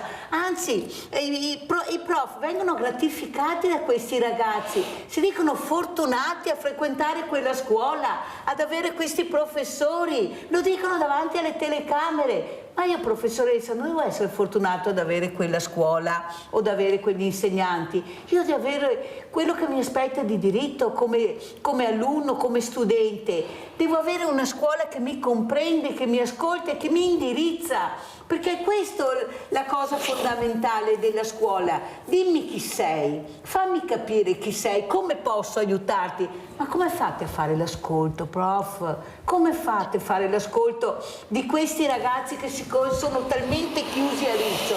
Ma perché non si fidano più? Perché gli esempi che hanno sono negativi, tantissimi. E i positivi sono pochi e la società li sta portando verso il negativo che il positivo, perché forse il negativo li appassiona di più, perché trasmette loro l'adrenalina, non devono impegnarsi più di tanto perché c'è sempre il capo che fa tutto, loro devono seguire e se non li seguono hanno anche paura perché vengono messi da parte. Ecco, la scuola ha un impegno fondamentale, voi prof avete degli impegni veramente grandi, è un dopolavoro che voi fate con questi ragazzi, perché per loro voi siete la loro famiglia, non ve lo dicono, ma ve lo dico io, siete il punto di riferimento che hanno, l'abbiamo visto con la pandemia. Chi avrebbe mai pensato di trovare i ragazzi nei marciapiedi perché fuori della scuola? Ma chi avrebbe mai immaginato, professoressa? Pensavamo tutti alle vacanze, vogliono stare a casa,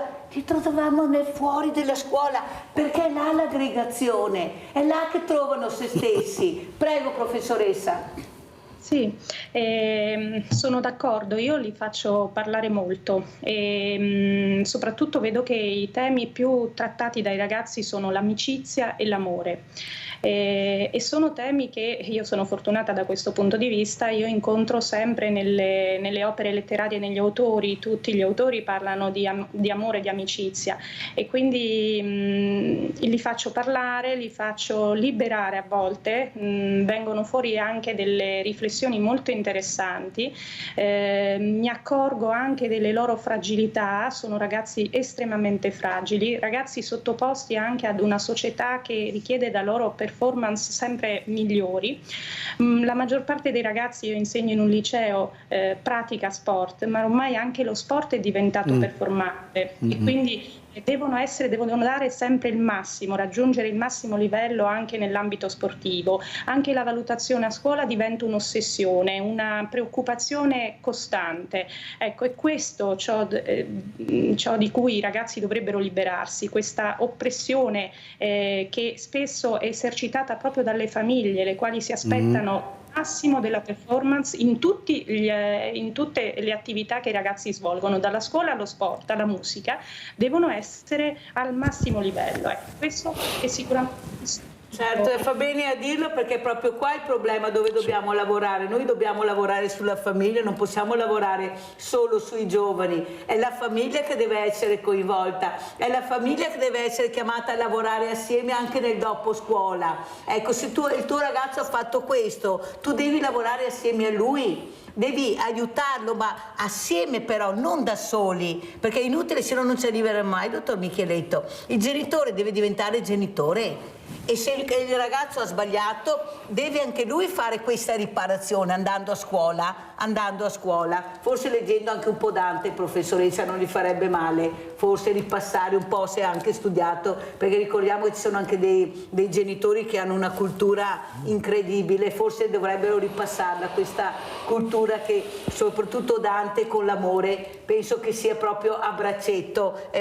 Penso che il dottor Micheletto meglio della professoressa Scalia che abbiamo stamattina per interpretare, ecco, questi giovani, questo entusiasmo anche che hanno, che lo tirano fuori nella maniera sbagliata perché non c'è l'indirizzo giusto. Abbiamo Vladimiro da Rovigo. Scusa Vladimiro, ma volevo terminare il discorso, prego. Hai fatto bene, ciao Mirella. No, volevo dire due cose sulla lingua italiana, collegandomi a Dante e via parlando. Cioè, l'impressione mia è che l'italiano, la lingua italiana lentamente stia facendo la fine della lingua o del dialetto veneto, nel senso che la lingua inglese, oltre che a essere la lingua dei dominanti, la lingua dominante come sta il latino dei romani 2000 anni fa, oggettivamente è la lingua della scienza, della tecnologia, della conoscenza e anche dei rapporti interpersonali che una persona che può tiene nel mondo, no?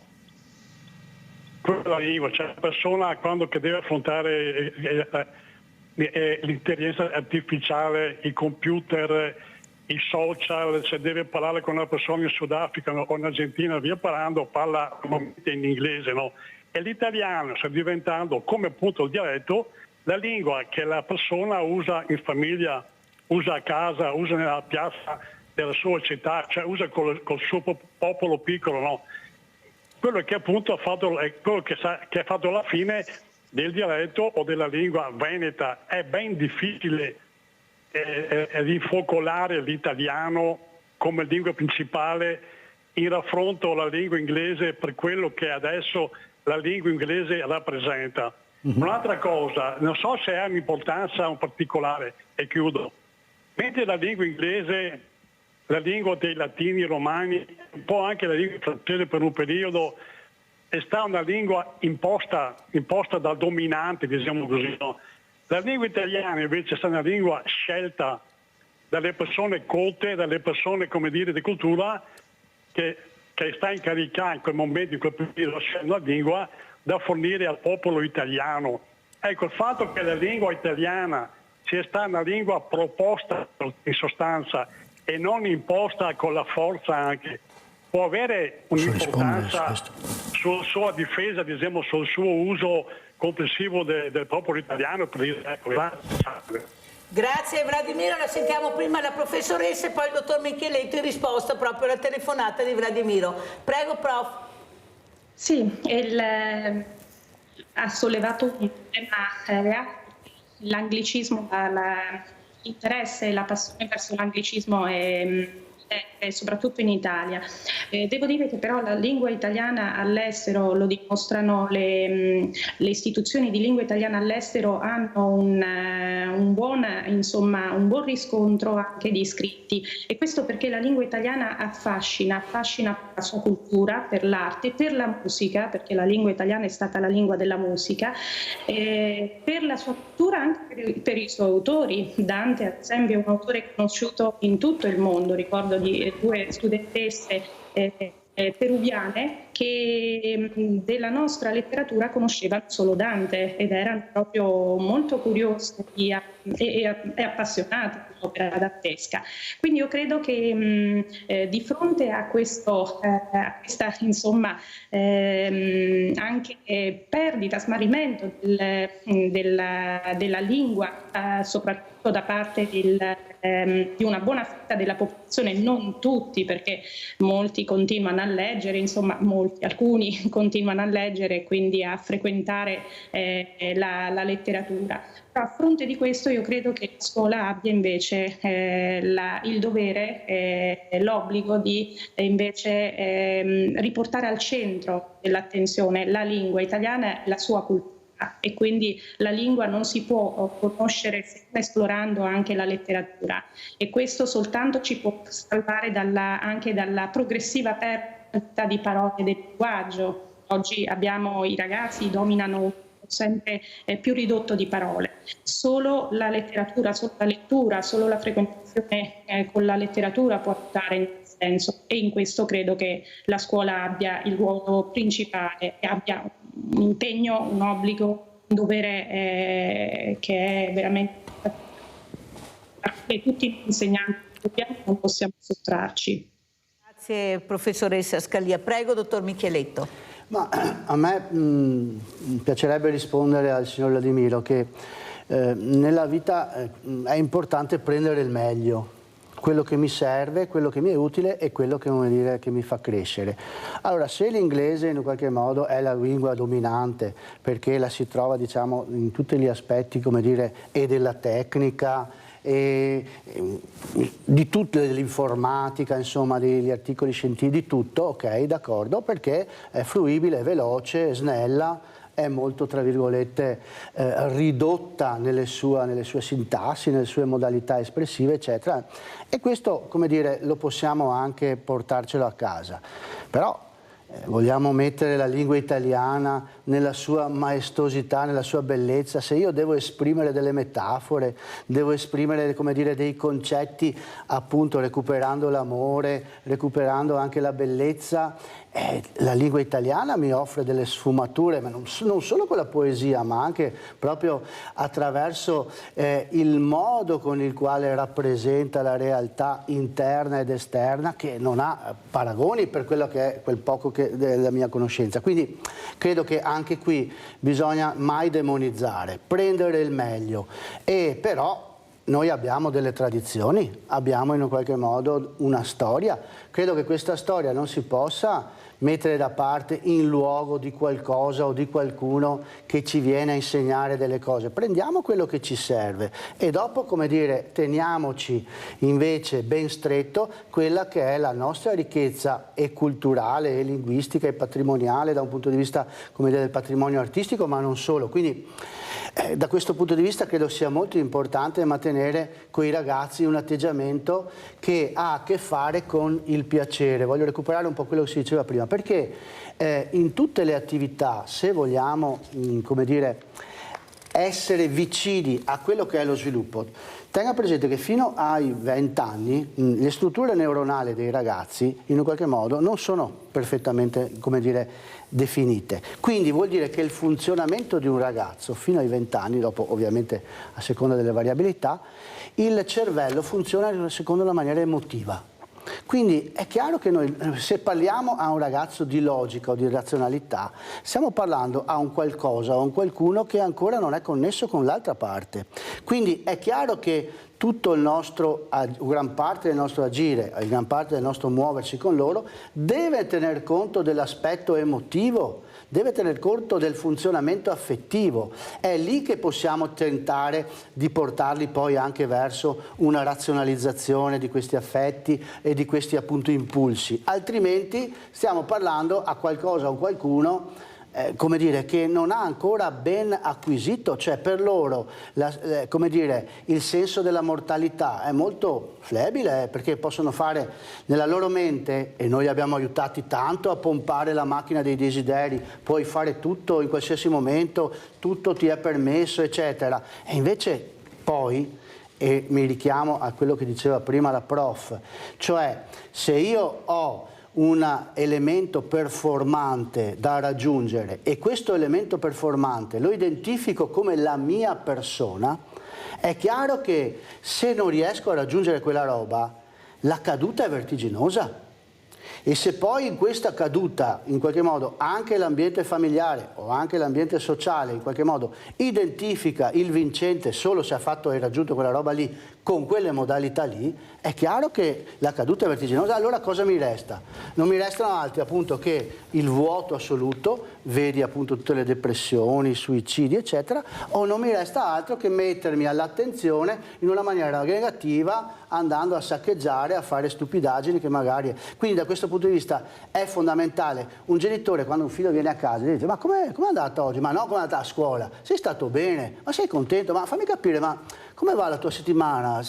Hai fatto delle cose che ti piacciono? Ma cosa che ti piacerebbe fare? Cioè, quindi aumentare il senso della vicinanza sul piacere, che è una roba diversa dalla prestazione, che non vuol dire ovviamente mollare, lasciare andare le cose, eccetera. Però se tu gli sei vicino su un aspetto che per lui è fondamentale e che magari sposta solo sulla performance, è finita. Allora, l'anno scorso, nel 2023, lo sport è stato inserito nella Costituzione. E non è stato inserito l'agonismo, professoressa, è stato inserito lo sport. L'agonismo è una cosa che non appartiene a quello che dice la Costituzione. L'agonismo appartiene alla famiglia, al genitore, delle volte anche all'allenatore qualche volta, o all'allenatrice. E questo ragazzo lo capisce benissimo. E questo ragazzo non parla perché ormai si è abituato ad ascoltare. Lui ascolta quello che non facciamo noi. Mette le cuffiette e ascolta. Va a scuola e ascolta. Gira per la città e ascolta i suoni, vede. E da là parte quello che è il suo io, il suo ego. Allora, lei ha detto, e poi cade. Certo che cade, perché nessuno c'è a raccogliere questo ragazzo, a cercare che non si faccia male. Eppure, caro dottor Micheletto, lei lo sa, e glielo dico e lo ridico, noi abbiamo tantissime associazioni di volontariato, abbiamo tantissime palestre, addirittura disponibili ad accogliere questi ragazzi, anche se non hanno la possibilità di farlo a pagamento. Accolgono, vogliono accogliere. Le sembra che si stia facendo questo?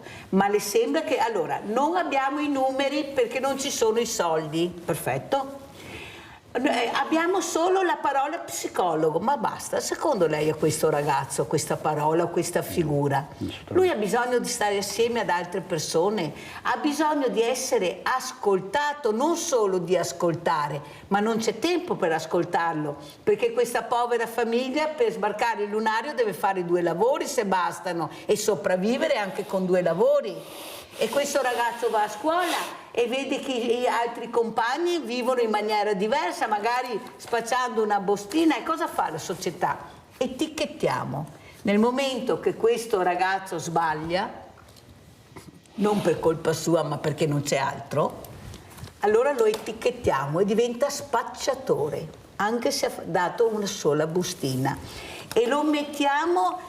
se è minore, col carcere minorile. Ma cosa ci fanno sti ragazzi nel carcere minorile, dottor Micheletto? Ma cosa ci fanno sti ragazzi nel carcere minorile con questa etichetta spacciatore, ladro, piccolo delinquente? Perché così vengono chiamati? Le fragilità. Una volta li chiamavamo storpi, mongoloidi, handicappati, cioè di tutto e di più, ma il loro nome mai?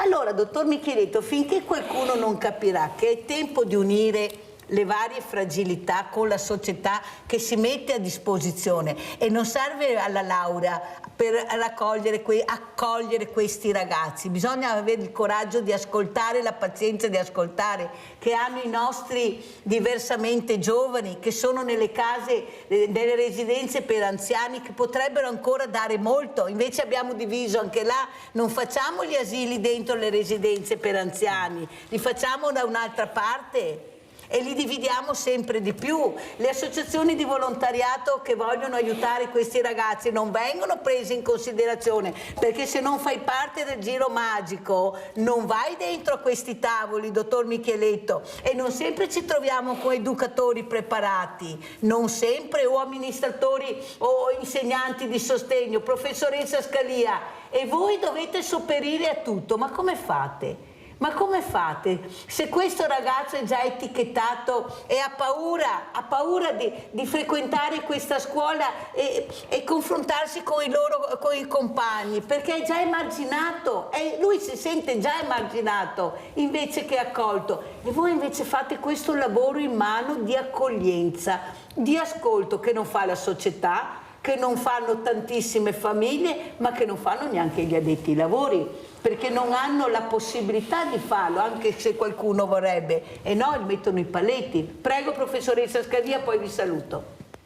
Sì, lei ha parlato dell'identità, ne abbiamo parlato anche prima, e questo è il motivo per cui, ad esempio, quando affrontiamo un autore come Pirandello, i ragazzi rimangono affascinati perché vedono in lui, in quella sua anche declinazione di uno, nessuno, 100.000, no? Siamo uno, ma siamo nessuno, anche 100.000 identità. E trovo un po' anche la risposta alla loro ricerca di identità. Capiscono che è una ricerca costante, quindi la vita, un flusso continuo, per cui nella scuola cerco, io e anche tutti i miei colleghi cerchiamo di non etichettare i ragazzi e di non demolirli con un'identità, perché i ragazzi, tra l'altro, sono ragazzi in crescita, quindi ragazzi che cambiano, ragazzi che si trasformano fisicamente, emotivamente, cognitivamente nel loro percorso, per cui io credo che la scuola debba invece accogliere questi ragazzi e far capire loro l'importanza della costruzione dell'identità anche, e ritorno, anche attraverso proprio le discipline.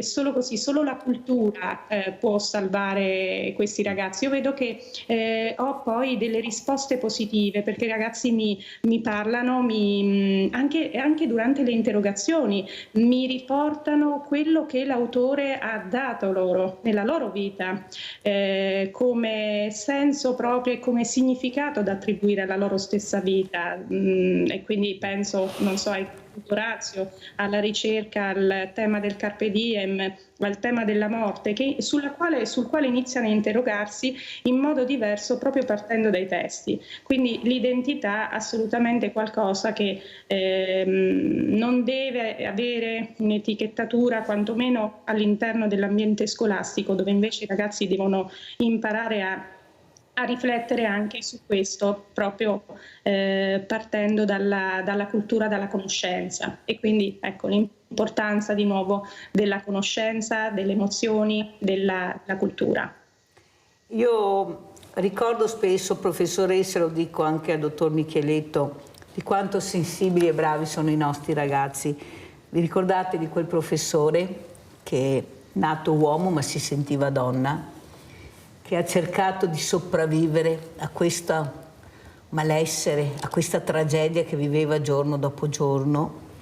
Alla fine, quando è riuscito a capire che forse era tempo di dire mi sento donna a tutti gli effetti, si è vestito da donna. E dov'è andato? Dov'è che è andato? Perché sapeva di essere accolto nella scuola dai suoi ragazzi.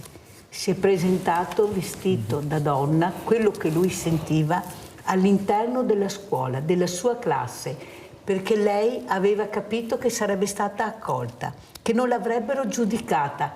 Ed è successo questo. Mentre l'istituzione riprovevole, i ragazzi l'hanno accolta, hanno capito. Pensate alla sensibilità di questo prof, che è diventata professoressa, si è vestita da uomo, ha cambiato, è andata donna, è andata nella sua classe. E le interviste che abbiamo sentito hanno tutte a favore di questa persona, perché loro hanno vissuto la persona ed era una brava persona, una brava insegnante. E cosa ha fatto la scuola, l'istituzione? Allontanata. Tanto è vero che poi è morta in maniera atroce, abbandonata da tutta la società, abbandonata completamente. Allora capisce, dottor Micheletto, che se io vi invito, vi metto assieme, cerco anche di farvi sentire quello che sento io, che vivo con loro, che cerco anch'io di mettere la mia goccetta, anche se sempre non ci riesco, però cerco di metterla assieme a questa squadra che non ha la laurea, non ha laurea in filosofia, in psicologia, in psichiatria, ma sono volontari che hanno 80-90 anni, che sanno ascoltare, che li accarezzano, che li prendono per mano. Capisce che forse, dottor Micheletto, forse hanno bisogno più di questo che di tante storie assurde. Prego, dottor Micheletto, e come ci saluta? Sì, che anche è chiaro che questa è una parte importante, ma è un po' recuperando come siamo partiti, ognuno può fare un pezzo e ognuno deve fare un pezzo, deve essere lasciata ovviamente la libertà e la possibilità a queste persone volenterose, in questo caso parafrasando appunto il mondo del volontariato, di poter dare un contributo e dare una mano.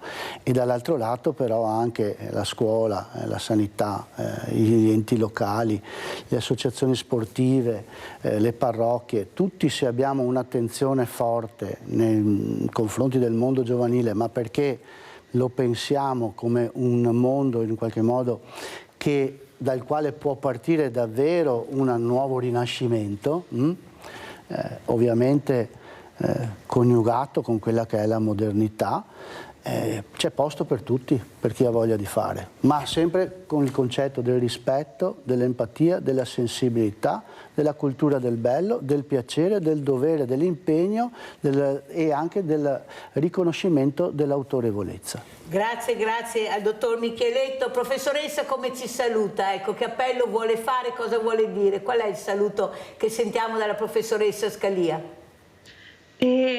Partire dai giovani, mi è piaciuto questo concetto del rinascimento, di un nuovo rinascimento. Partire dai giovani avendo fiducia nei giovani, dobbiamo avere fiducia in loro, dobbiamo sperare in loro, dobbiamo investire molto in loro, ciascuno appunto, come diceva il dottor Micheletto, con le nostre competenze nel nostro settore, interloquendo anche tra di noi e investendo su questi ragazzi, perché davvero possono darci anche delle grandissime soddisfazioni, partendo però appunto dalle loro emozioni. Quindi partiamo dalle loro emozioni e trasciniamoli, appassioniamoli poi alla cultura, e credo che la cultura possa essere una delle risposte a questo senso di vuoto, a questa fragilità che noi scorgiamo nei ragazzi di oggi. Veramente grazie professoressa Scalia di quello che ha detto, partiamo dalle loro emozioni, già avremmo fatto un passo veramente in avanti molto lungo, la ringrazio di questo, perché forse è questo, parlarci, metterci assieme, ecco, non fare i tavoli politici e dai politicanti, ma fatti da persone competenti che hanno voglia di aiutare, forse è di questo che hanno bisogno questi ragazzi. Grazie alla professoressa Rossana Scalia, grazie al dottor Nicola Micheletto di essere stati con noi. Pubblicità.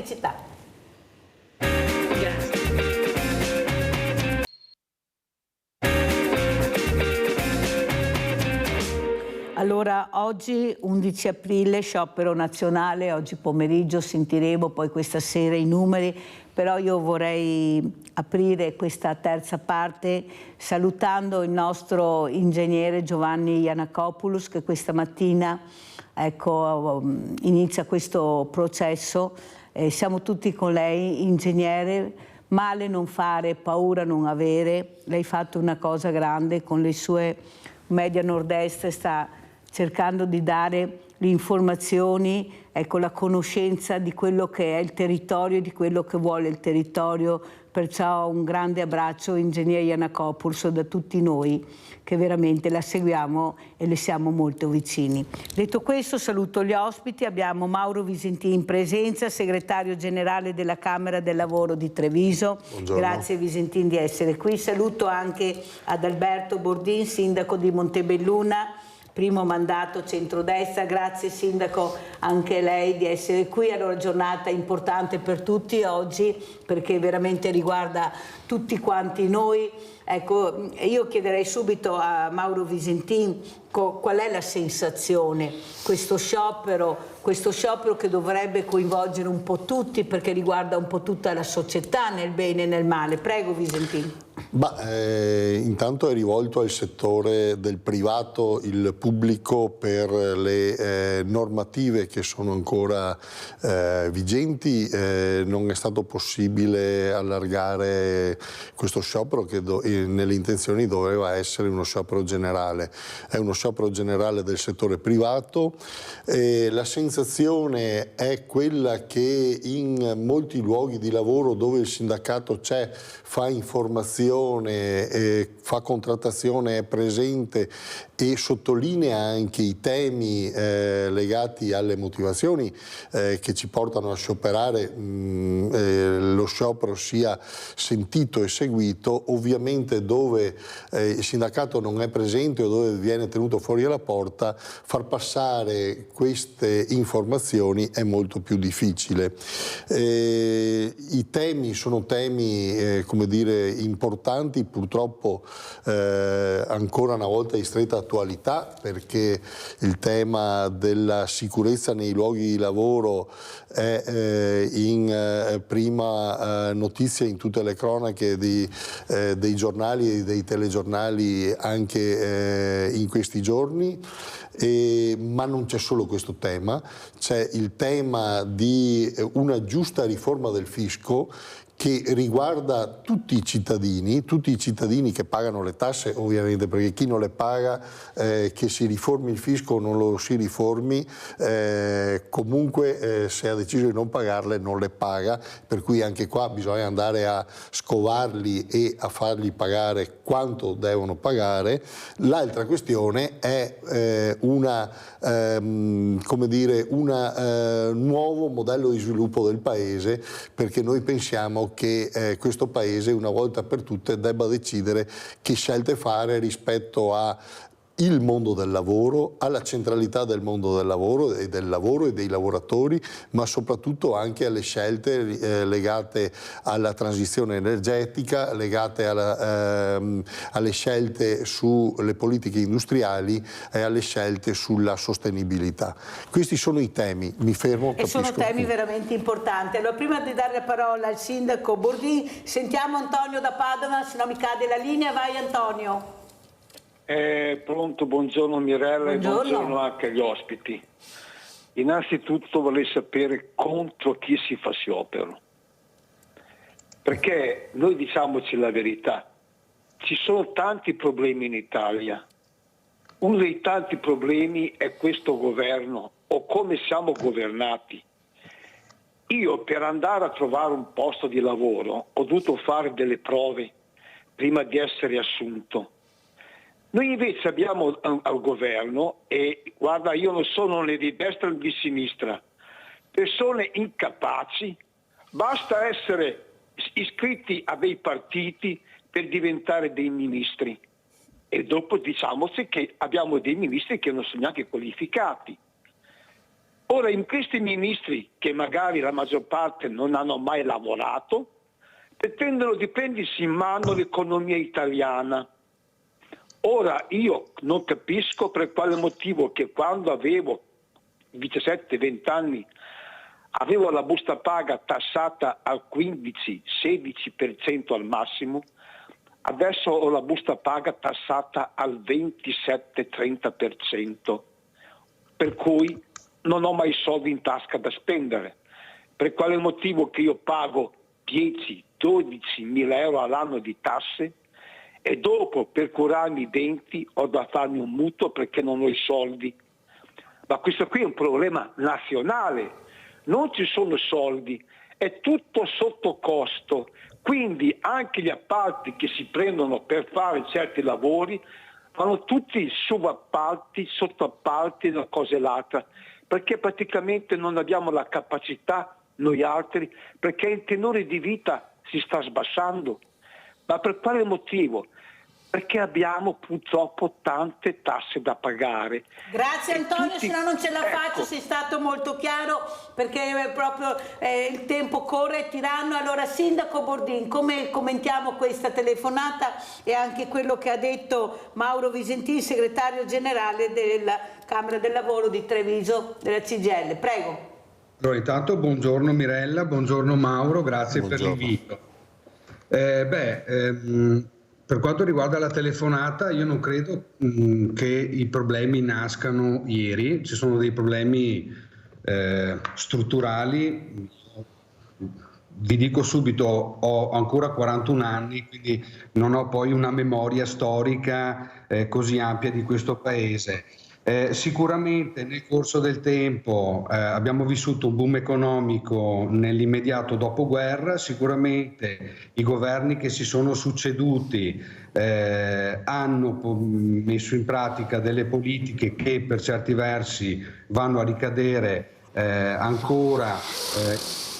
Ricordiamoci anche che siamo uno dei paesi come anzianità media tra i più vecchi del mondo, quindi abbiamo anche il problema di avere la popolazione che invecchia, la popolazione che ha il diritto di andare in pensione e un mondo del lavoro sempre più difficile, sempre più complicato, che deve poi pagare determinati contributi a chi poi andrà in pensione. Quindi non voglio, cioè la situazione è talmente complessa che non credo sia colpa di questo ministro, dell'altro ministro, di questo governo o dell'altro governo.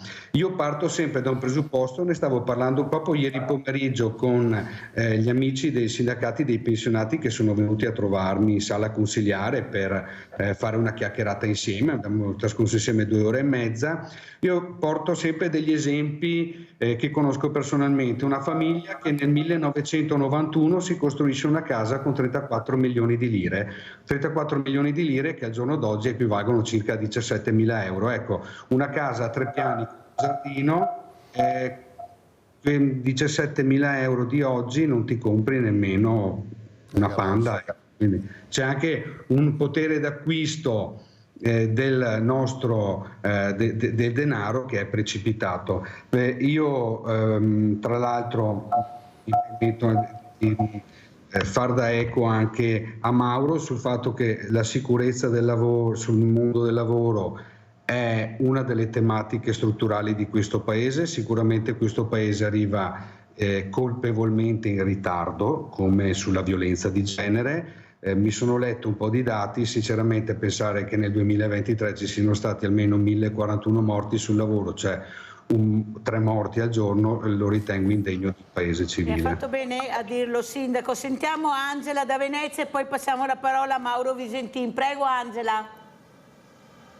Pronto? Buongiorno. Buongiorno. Non hai? Sì, prego. Buongiorno.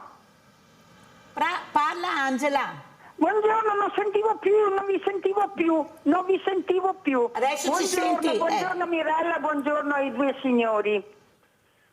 Prego Posso Angela. Parlare? Grazie, sì. Perché sento male, non importa. Io volevo dire al signore là dei sindacati, ma è mai possibile che da quando è andato su questo governo, un giorno sì, un giorno no, fate sciopero per nulla? Per nulla?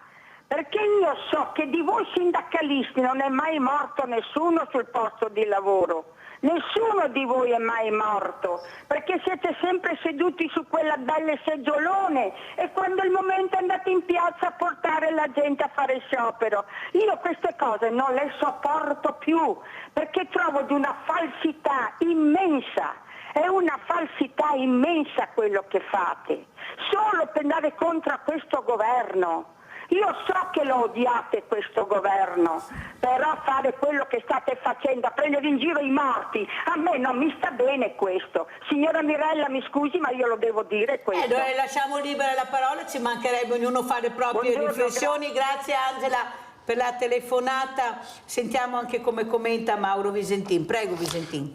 Ma cosa vuole? Io potrei anche non commentare, potrei fare qualche nome di qualche sindacalista che purtroppo, proprio perché ha fatto il sindacalista, ci ha rimesso la pelle, magari ucciso dai fascisti, dall''ndrangheta, dalle brigate rosse, eccetera, per cui i nomi potremmo farne a bizzeffe e non ne faccio perché ne dimenticherei senz'altro diversi, per cui la sedia del sindacalista può essere anche una sedia comoda, ma molte volte è una sedia scomoda se uno fa il proprio lavoro. Dopodiché noi, guardi signora, se lei ha la possibilità di utilizzare internet, vada un po' indietro e faccia una verifica. Quante volte siamo andati in piazza e quante volte abbiamo scioperato anche nei confronti dei governi precedenti. Perché noi non scioperiamo in base a chi, o non andiamo in piazza in base a chi governa, se ci piace o se non ci piace, però lo facciamo sul merito delle questioni. E noi pensiamo che come dire, le questioni e le chiacchiere stiano a zero, perché quando si modifica il codice degli appalti e quando si precarizza il lavoro, si mettono le basi per creare condizioni di lavoro insicuro, si mettono le basi per creare gli incidenti sul lavoro. E faccio subito un esempio: se io sono un lavoratore precario e posso essere mandato via, certamente ci penso 2 volte prima di segnalare che una lavorazione non la posso fare o è molto rischiosa farla se non ci sono le adeguate misure di sicurezza, perché so che la volta dopo il mio datore di lavoro non mi rinnoverà il contratto, e per cui sto zitto, abbasso la testa e rischio la vita. Questo è quanto sta succedendo. Se si continua ad alimentare la catena degli appalti e dei subappalti a cascata, che servono solo per abbassare il costo del lavoro, facendo ingrassare il primo che prende l'appalto, che magari non ha neanche un dipendente nel luogo di lavoro o ha qualche referente nel luogo di lavoro, e alla fine gli ultimi che arrivano sono quelli che ci rimettono la vita, tipo quelli dell'altro giorno dentro alla centrale, che dobbiamo ancora capire di quali imprese sono dipendenti, o quello che è successo, tanto per restare nella cronaca, che è possibile andare a verificare in un attimo con un click sui siti di internet, quello che è successo a Firenze nel cantiere dell'Esselunga, dove c'erano 68 imprese per 68 lavoratori che ci lavoravano dentro. Ecco, allora noi scioperiamo perché questo governo ha tolto le causali sui rinnovi dei contratti a termine. Vuol dire continuare a mantenere i lavoratori precari e ricattabili. Per questo scioperiamo e per questo governo non ci piace.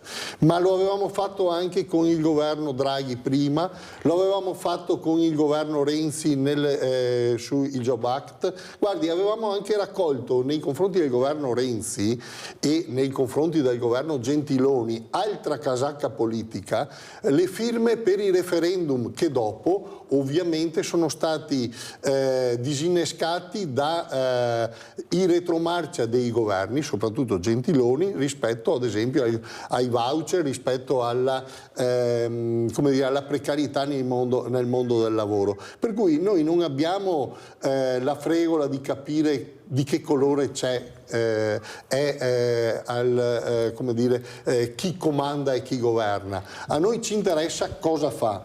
E se questo fa un provvedimento dove un lavoratore o un pensionato, se prende 1.000 euro, paga almeno 230 euro di tasse, e se invece c'è un libero professionista che prende 1.000 euro e fino a un tetto di 85.000 euro di tasse, ogni 1.000 euro che prende ne paga 150, questo fa la differenza, è quello che diceva Antonio prima Ecco, allora se un governo fa questo, a noi non ci piace e noi scioperiamo e andiamo in piazza. Allora Visentin, quello che veramente rammarica è che nessun governo ha avuto il coraggio di mettere le mani sull'evasione fiscale. Noi, come ha detto benissimo Visentin, abbiamo passato tantissimi governi, ma abbiamo perso perfino il numero, dovremmo essere sui 70 governi. 68. Ecco, appunto, vicino ai 70, ma non sarà finita qua di sicuro. E noi ci ritroviamo che qualsiasi governo non ha avuto il coraggio di far pagare le tasse a chi doveva veramente pagarle, che sono i grandi ricchi, i grandi patrimoni. Ma non solo. Noi abbiamo visto le multinazionali che hanno iniziato a pagare le tasse in Italia da 2 anni fa, 3 anni fa, nel silenzio totale di tutte. Mentre il povero Antonio giustamente dice: ma come? Aspetta che guardo un attimo che foto, ma cosa sia sta storia? Allora, il grande problema che noi abbiamo è che il popolo, invece di ascoltare bene, di capire bene di chi è la colpa, che anche il sindacato ha fatto la sua parte, anche il sindacato ha cercato di unirsi per avere i numeri, perché in politica contano i numeri, di far capire che era una cosa che riguardava tutto il sindacato, non solo la CGIL, ma la CGIL, la CISL e la UIL. Qualcuno è più politico, altri meno politici, ma alla fine era fare del bene alla comunità, dare più respiro alla comunità.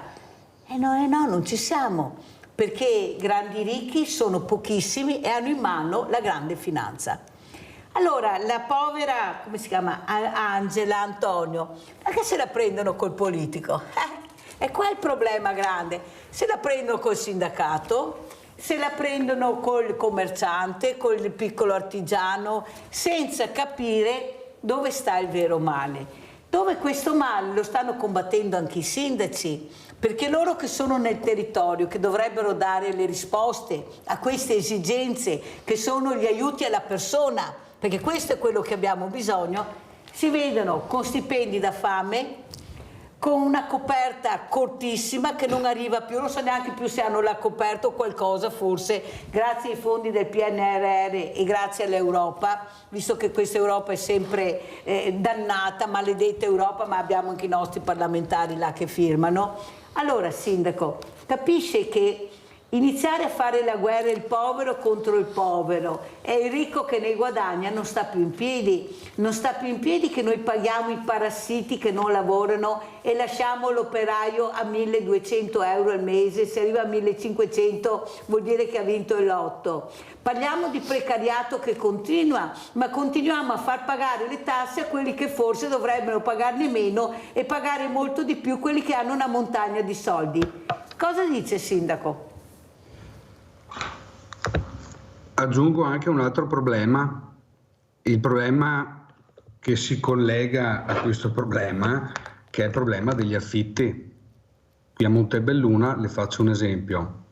Gli affitti di un appartamento dopo il Covid sono saliti alle stelle e quindi il sindaco di Montebelluna, ma credo di parlare anche per altri sindaci, perché non credo che la situazione sia specifica solo di Montebelluna, ha gremito un gruppo di cittadini che sta cercando semplicemente anche un luogo in cui andare ad abitare, ma non se lo può permettere perché il privato titolare, proprietario dell'appartamento, chiede un affitto troppo grande.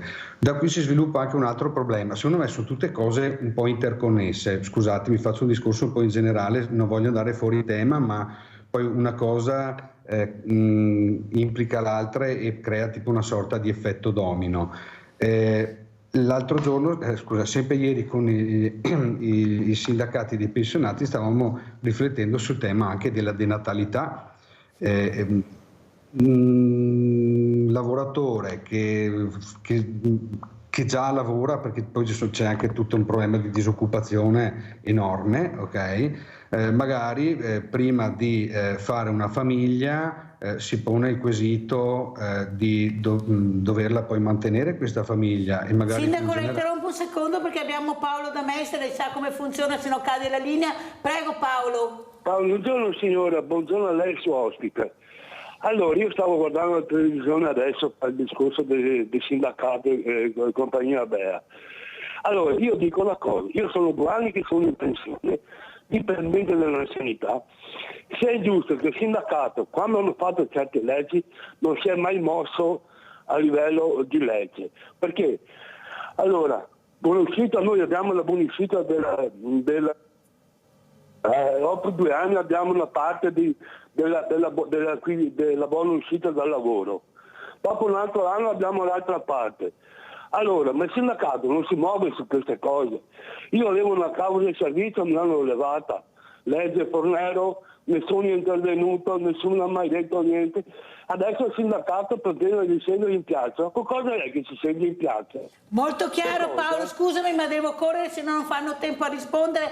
Allora sindaco finisca, poi risponde Visentin, prego. Sì, quindi poi sono tutte cose concatenate le une alle altre. L'ultimo esempio che faccio è le forze dell'ordine. Le forze dell'ordine lavorano incessantemente, parlo ad esempio degli amici dell'Arma dei Carabinieri con cui ho un rapporto pressoché quotidiano.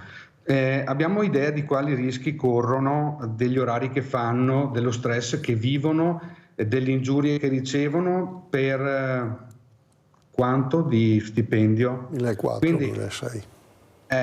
Quindi direi che è tutto interconnesso. Solo una cosa vorrei dire, che evidentemente la signora che ha telefonato prima inveendo contro i sindacati non conosce la storia, tale per cui mi ricollego a ciò che ha detto Mauro, forse non sa quanti esponenti del sindacato nel corso dei decenni hanno perso la loro vita, ok, per fare la battaglia che era la battaglia di tutti. Ma noi invitiamo apposta per parlare direttamente col popolo, che è il popolo che non parla mai, non viene ascoltato. Allora invece questa trasmissione è giusto confrontarsi, ognuno con le proprie perplessità, però il confronto è importante. Ma sa cosa le dico, Bordin? Che il confronto, i senatori onorevoli che io invito, perché li invito tutti, fa paura. Lo sa cosa mi dicono? Ma chi ho di fronte? Che domande mi farai? Cosa vuoi sapere? Voglio essere da solo. E io dico stai a casa che proprio non me ne puoi fregare di meno che vieni a Sveglia Veneti, perché ho altre priorità di dare risposte con persone competenti che le trovo sempre e comunque. Allora Visentin, ecco questa politica che non risponde e poi se la prende col sindacato, se la prende con l'operaio, se la prende come ho detto prima con altre realtà. Prego. Guardi, noi abbiamo, io lo dico spesso, 2 livelli almeno di confronto politico, perché quando parliamo con i sindaci, prima il sindaco Bordin lo diceva, ieri o l'altro ieri c'è stato l'incontro con i sindacati dei pensionati sulla contrattazione sociale e noi incontriamo ciclicamente tutti o quasi tutti i sindaci della provincia di Treviso e proviamo a discutere, ad affrontare alcune questioni legate alla situazione della società e proviamo a trovare delle soluzioni rispetto anche alle ricadute sociali di quanto succede e molto spesso ci viene detto guarda noi certe cose le faremo anche volentieri, però alla fine cosa succede? Che mancano le risorse perché ci sono i tagli da parte del governo, da parte dell'amministrazione centrale.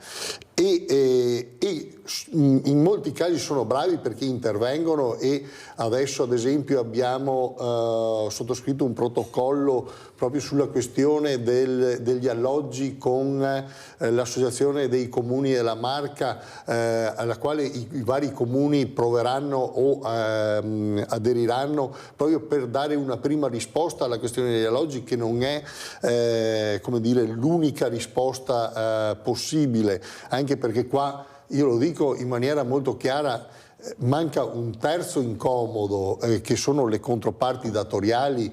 Tu non puoi pensare di avere come dire, le persone che vengono a lavorare e che ti mancano, per cui chiedi le persone che ti vengono a lavorare dentro in azienda e gli dai uno stipendio che non gli permette neanche di pagare l'affitto, perché uno che si deve trasferire magari anche dal sud Italia per venire al nord, perché qua fortunatamente c'è più lavoro, lo tieni a tempo determinato e per cui non sa neanche se ci rimarrà, deve trovare una casa, se la trova, deve pagare un affitto di un certo tipo e ovviamente deve mantenere anche la possibilità di mandare a casa la famiglia o comunque ha delle spese nel luogo di origine, perché non gli hai detto vieni qua e stai qua 30 anni, lavori da me 30 anni, ti faccio il contratto 6 mesi, 8 mesi, un anno eccetera.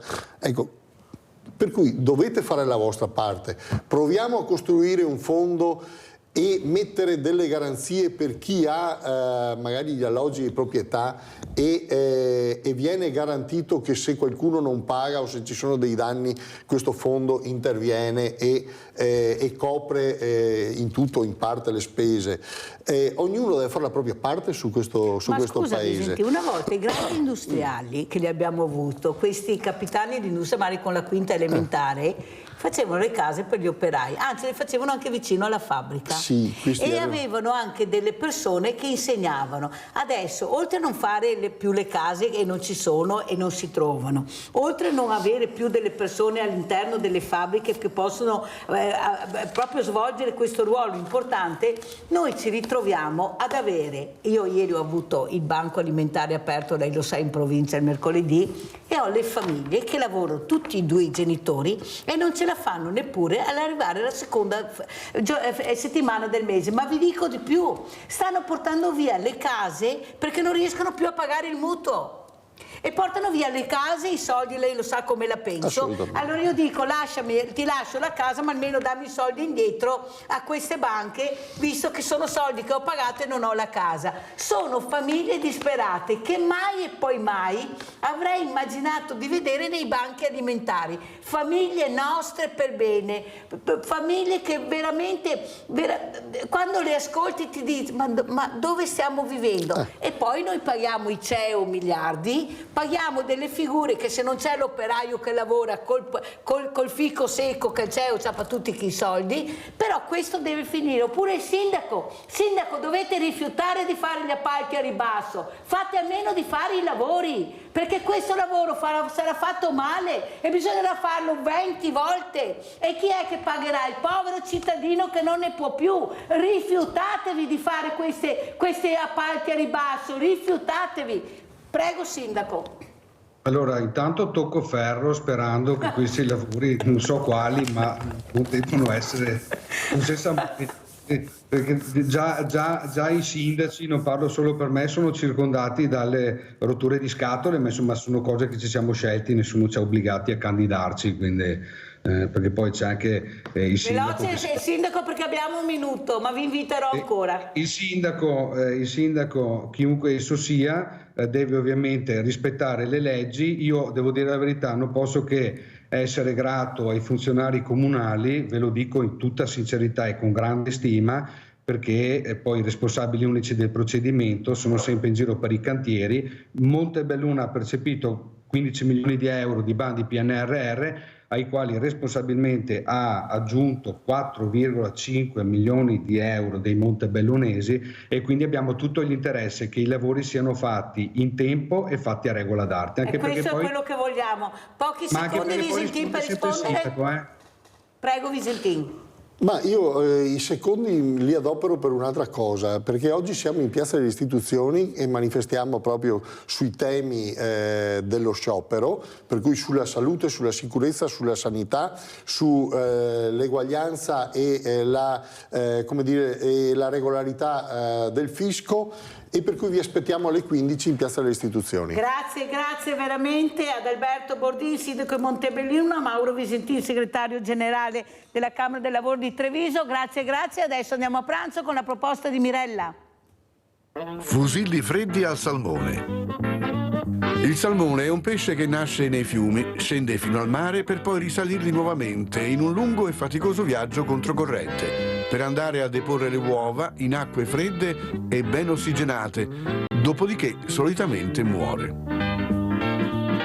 Ingredienti per 4 persone: 320 grammi di fusilli, 400 grammi di salmone fresco, un peperone verde, uno rosso e uno giallo, 70 grammi di dragoncello fresco, un peperoncino, 3 cucchiai di succo di limone, 5 cucchiai di olio extravergine di oliva, sale e pepe. Mettete in una terrina l'olio, il succo di limone,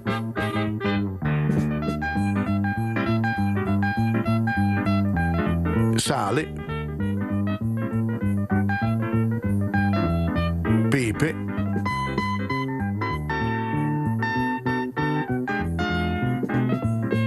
dragoncello e il peperoncino spezzettati.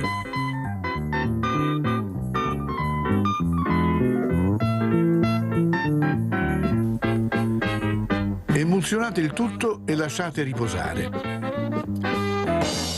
Ricavate dal salmone delle fette sottilissime e tagliatele ulteriormente a fiammiferi.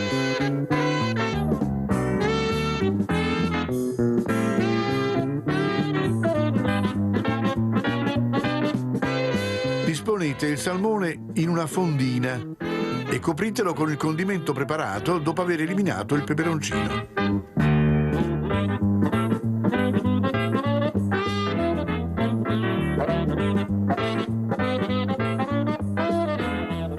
Lasciate marinare per un'ora mescolando ogni tanto. Fate appassire i peperoni tagliuzzati in una padella dove avete soffritto l'aglio.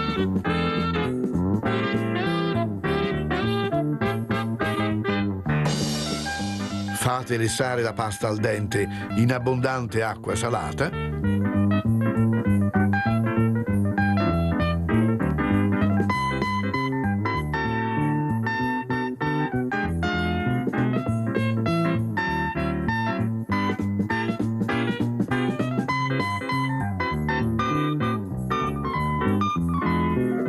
Scolatela e raffreddatela sotto un getto di acqua corrente. Versatela in una zuppiera e conditela con i peperoni e successivamente con il salmone marinato.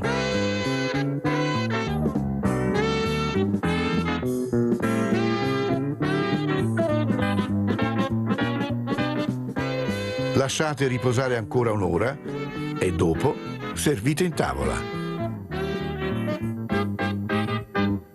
Buon appetito!